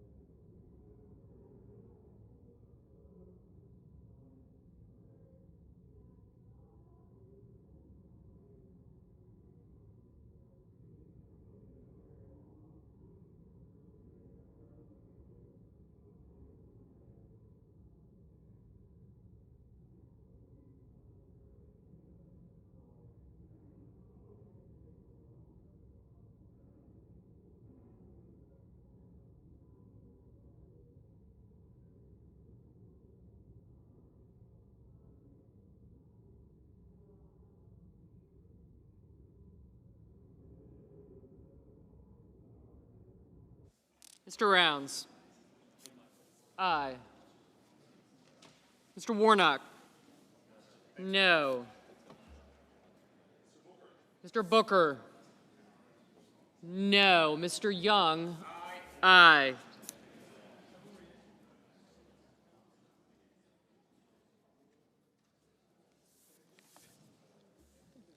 Mr. McConnell, Mr. McConnell, aye.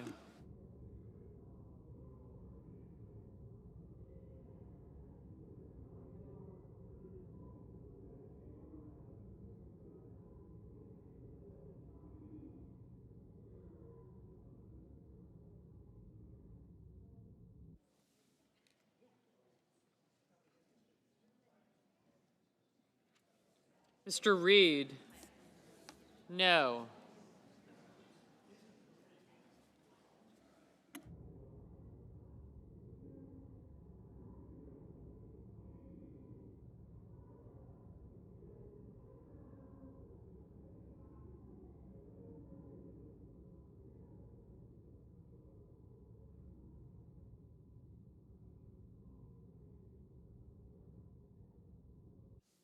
Mr. Merkley? No. Ms. Smith, no.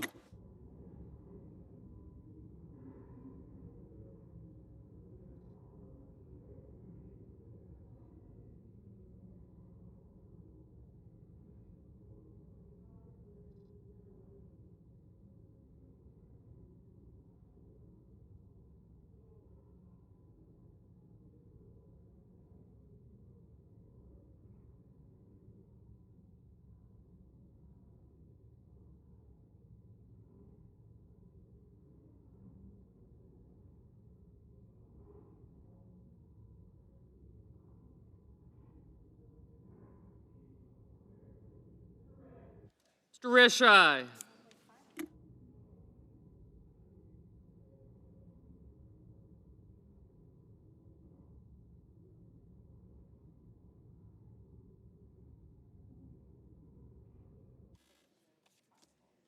Ms. Klobuchar? No. Mr. Kim? No.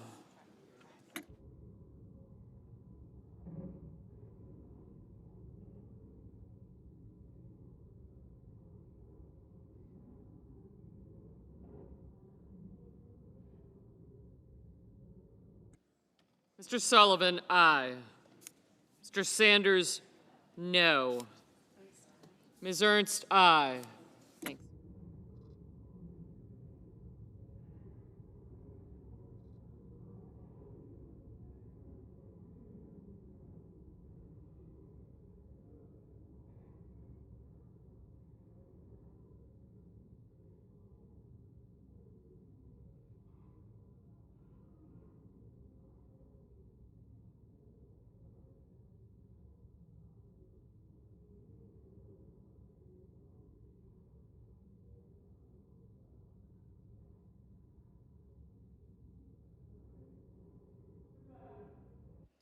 Mr. Fetterman, no.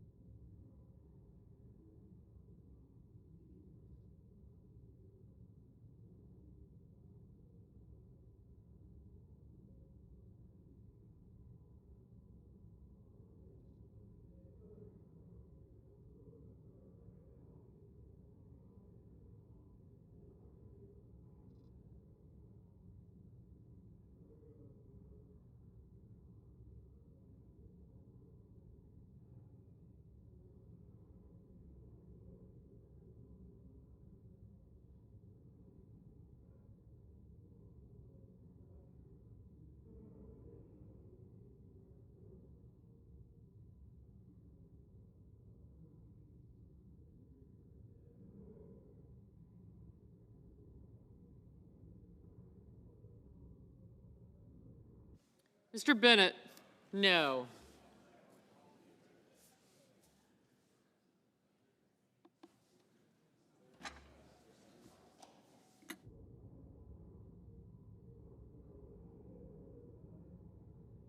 Ms. Cortez Masto, no.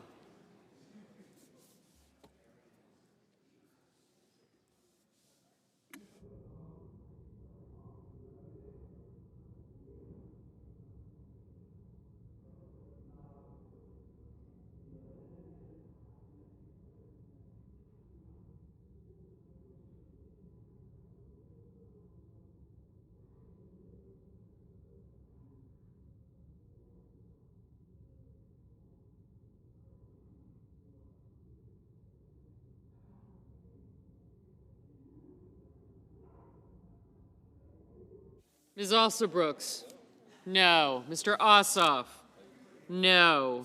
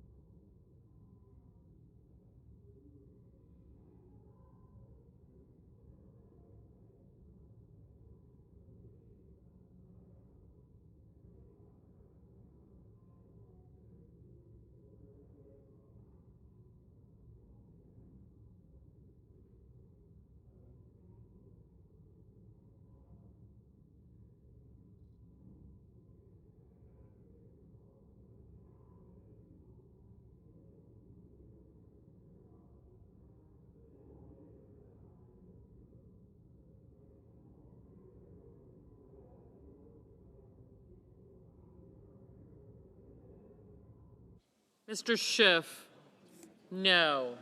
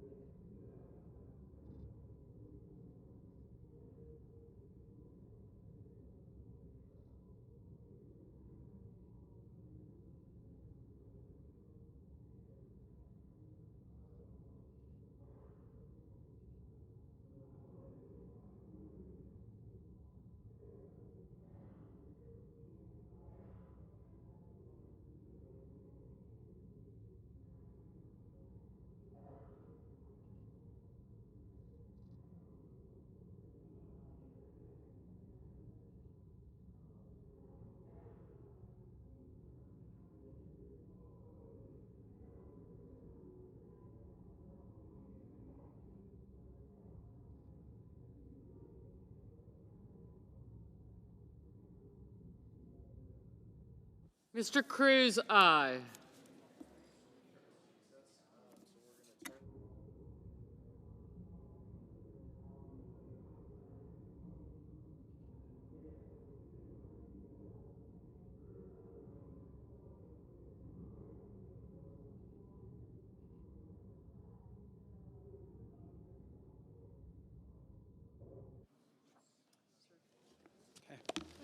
On this vote, the yeas are 51, the nays are 47, and the nominations on block are confirmed. On this vote, the yeas are 51 and the nays are 47, and the nominations on block are confirmed. Thank you.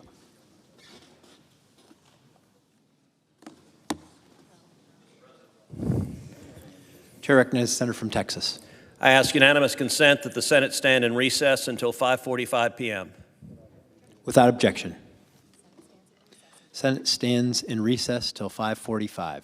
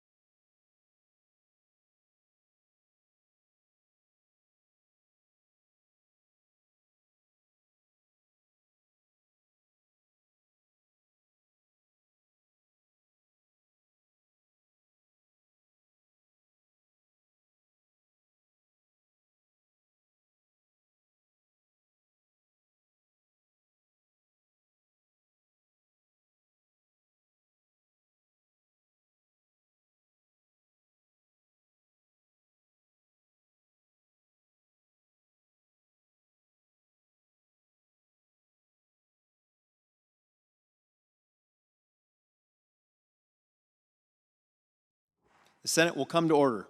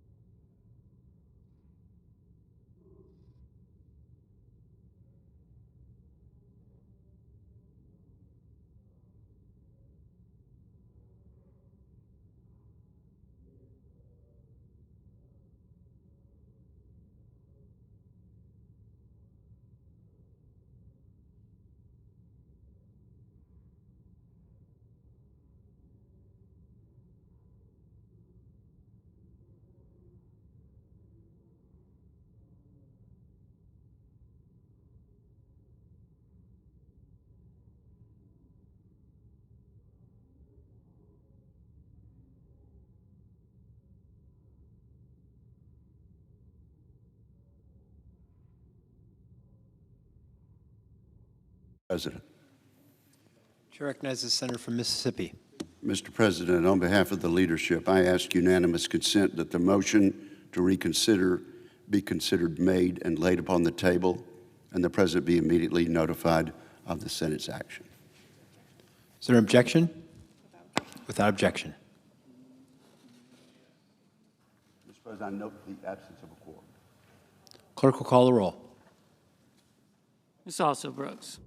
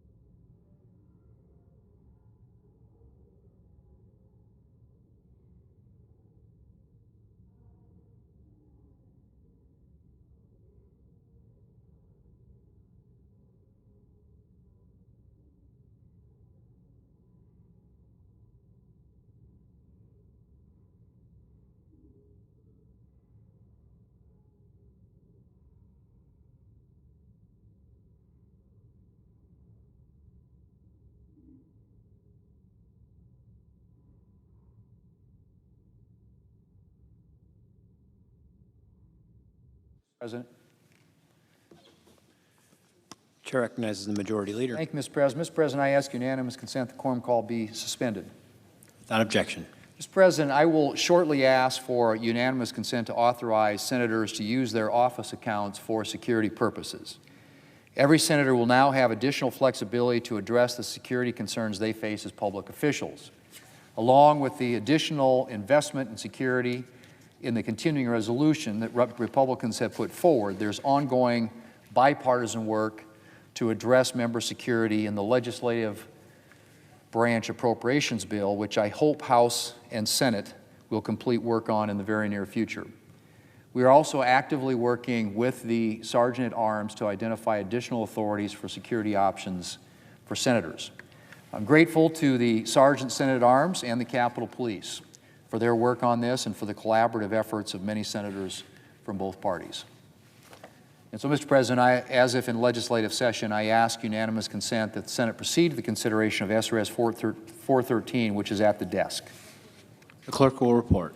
Senate Resolution 413, authorizing the use of funds from the Senator's official personnel and office expense account for security enhancements and services provided to senators. Without objection, the Senate will proceed to the measure. Mr. President, I ask unanimous consent the resolution be agreed to and the motion to reconsider be considered made and laid upon the table with no intervening action or debate. Without objection. Mr. President, I send an executive resolution to the desk for the consideration of certain nominations in block and ask for its immediate consideration. The clerk will report the title of the resolution for the information of the Senate. Senate Resolution 412, executive resolution authorizing the en bloc consideration in executive session of certain nominations on the executive calendar. Mr. President, in order to place the executive resolution on the calendar, I object to my own request. Objection having been heard, the executive resolution will lie over one calendar day. Mr. President, I move to proceed to legislative session. Questions on the motion?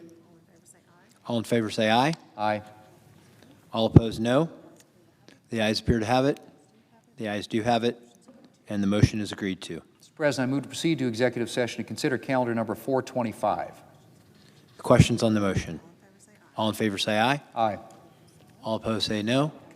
The ayes appear to have it. The ayes have it, and the motion is agreed to. The clerk will report the nomination. Nomination, Department of State, Michael G. Waltz of Florida to be representative of the United States of America to the sessions of the General Assembly of the United Nations. Mr. President, I send a cloture motion to the desk. The clerk will report. Cloture motion, we, the undersigned senators, in accordance with the provisions of Rule 22 of the Standing Rules of the Senate, do hereby move to bring to a close debate on the nomination of Michael G. Waltz of Florida to be representative of the United States of America to the sessions of the General Assembly of the United Nations, and signed by 17 senators as follows. Mr. President, I ask consent the reading of the names be waived. Without objection. And I move to proceed to legislative session. Questions on the motion? All in favor say aye. Aye. All opposed say no. The ayes appear to have it. The ayes have it. And the motion is agreed to. Mr. President, I move to proceed to executive session to consider calendar number 410. Questions on the motion? All in favor say aye. Aye. All opposed say no. The ayes appear to have it. The ayes have it. The motion is agreed to. The clerk will report the nomination. Nomination, Department of State, Michael G. Waltz of Florida to be the representative of the United States of America to the United Nations. Mr. President, I send a cloture motion to the desk. Clerk will report. Cloture motion, we, the undersigned senators, in accordance with the provisions of Rule 22 of the Standing Rules of the Senate, do hereby move to bring to a close debate on the nomination of Michael G. Waltz of Florida to be the representative of the United States of America to the United Nations, signed by 17 senators as follows. Mr. President, I ask consent the reading of the names be waived. Without objection. And I move to proceed to legislative session. Questions on the motion? All in favor say aye. Aye. All opposed say no. The ayes appear to have it. The ayes have it. And the motion is agreed to. Mr. President, I understand that there is a bill at the desk, and I ask for its first reading. The clerk will read the title of the bill for the first time. S-2882, a bill making continuing appropriations for the fiscal year ending September 30, 2006, and for other purposes. Mr. President, I now ask for a second reading, and in order to place the bill on the calendar under the provisions of Rule 14, I object to my own request. Objection is heard. The bill will be read for the second time on the next legislative day. Mr. President, I ask unanimous consent that at a time to be determined by the majority leader in consultation with the Democratic leader, should the Senate receive H.R. 5371 from the House, the Senate proceed to the immediate consideration of S. 2882, that the bill be considered read a third time and the Senate vote on passage of S. 2882, and that if S. 2882 is not passed, the Senate proceed to the immediate consideration of H.R. 5371, that the bill be considered read a third time and the Senate vote on passage of H.R. 5371, with 60 affirmative votes required for passage of both bills and with no amendments or motions in order to the bills prior to the votes on the passage. Without objection. Mr. President, I have two requests for committees to meet during today's session of the Senate. They have the approval of the majority and minority leaders. Duly noted. Mr. President, I ask unanimous consent that when the Senate completes its business today, it stand in recess until 11 a.m. on Friday, September 19th, and that following the prayer and pledge, the journal of proceedings be approved to date and the time for the two leaders be reserved for their use later in the day. Without objection. Mr. President, if there is no further business to come before the Senate, I ask that it stand in recess under the previous order following the remarks of the Democratic leader. Without objection.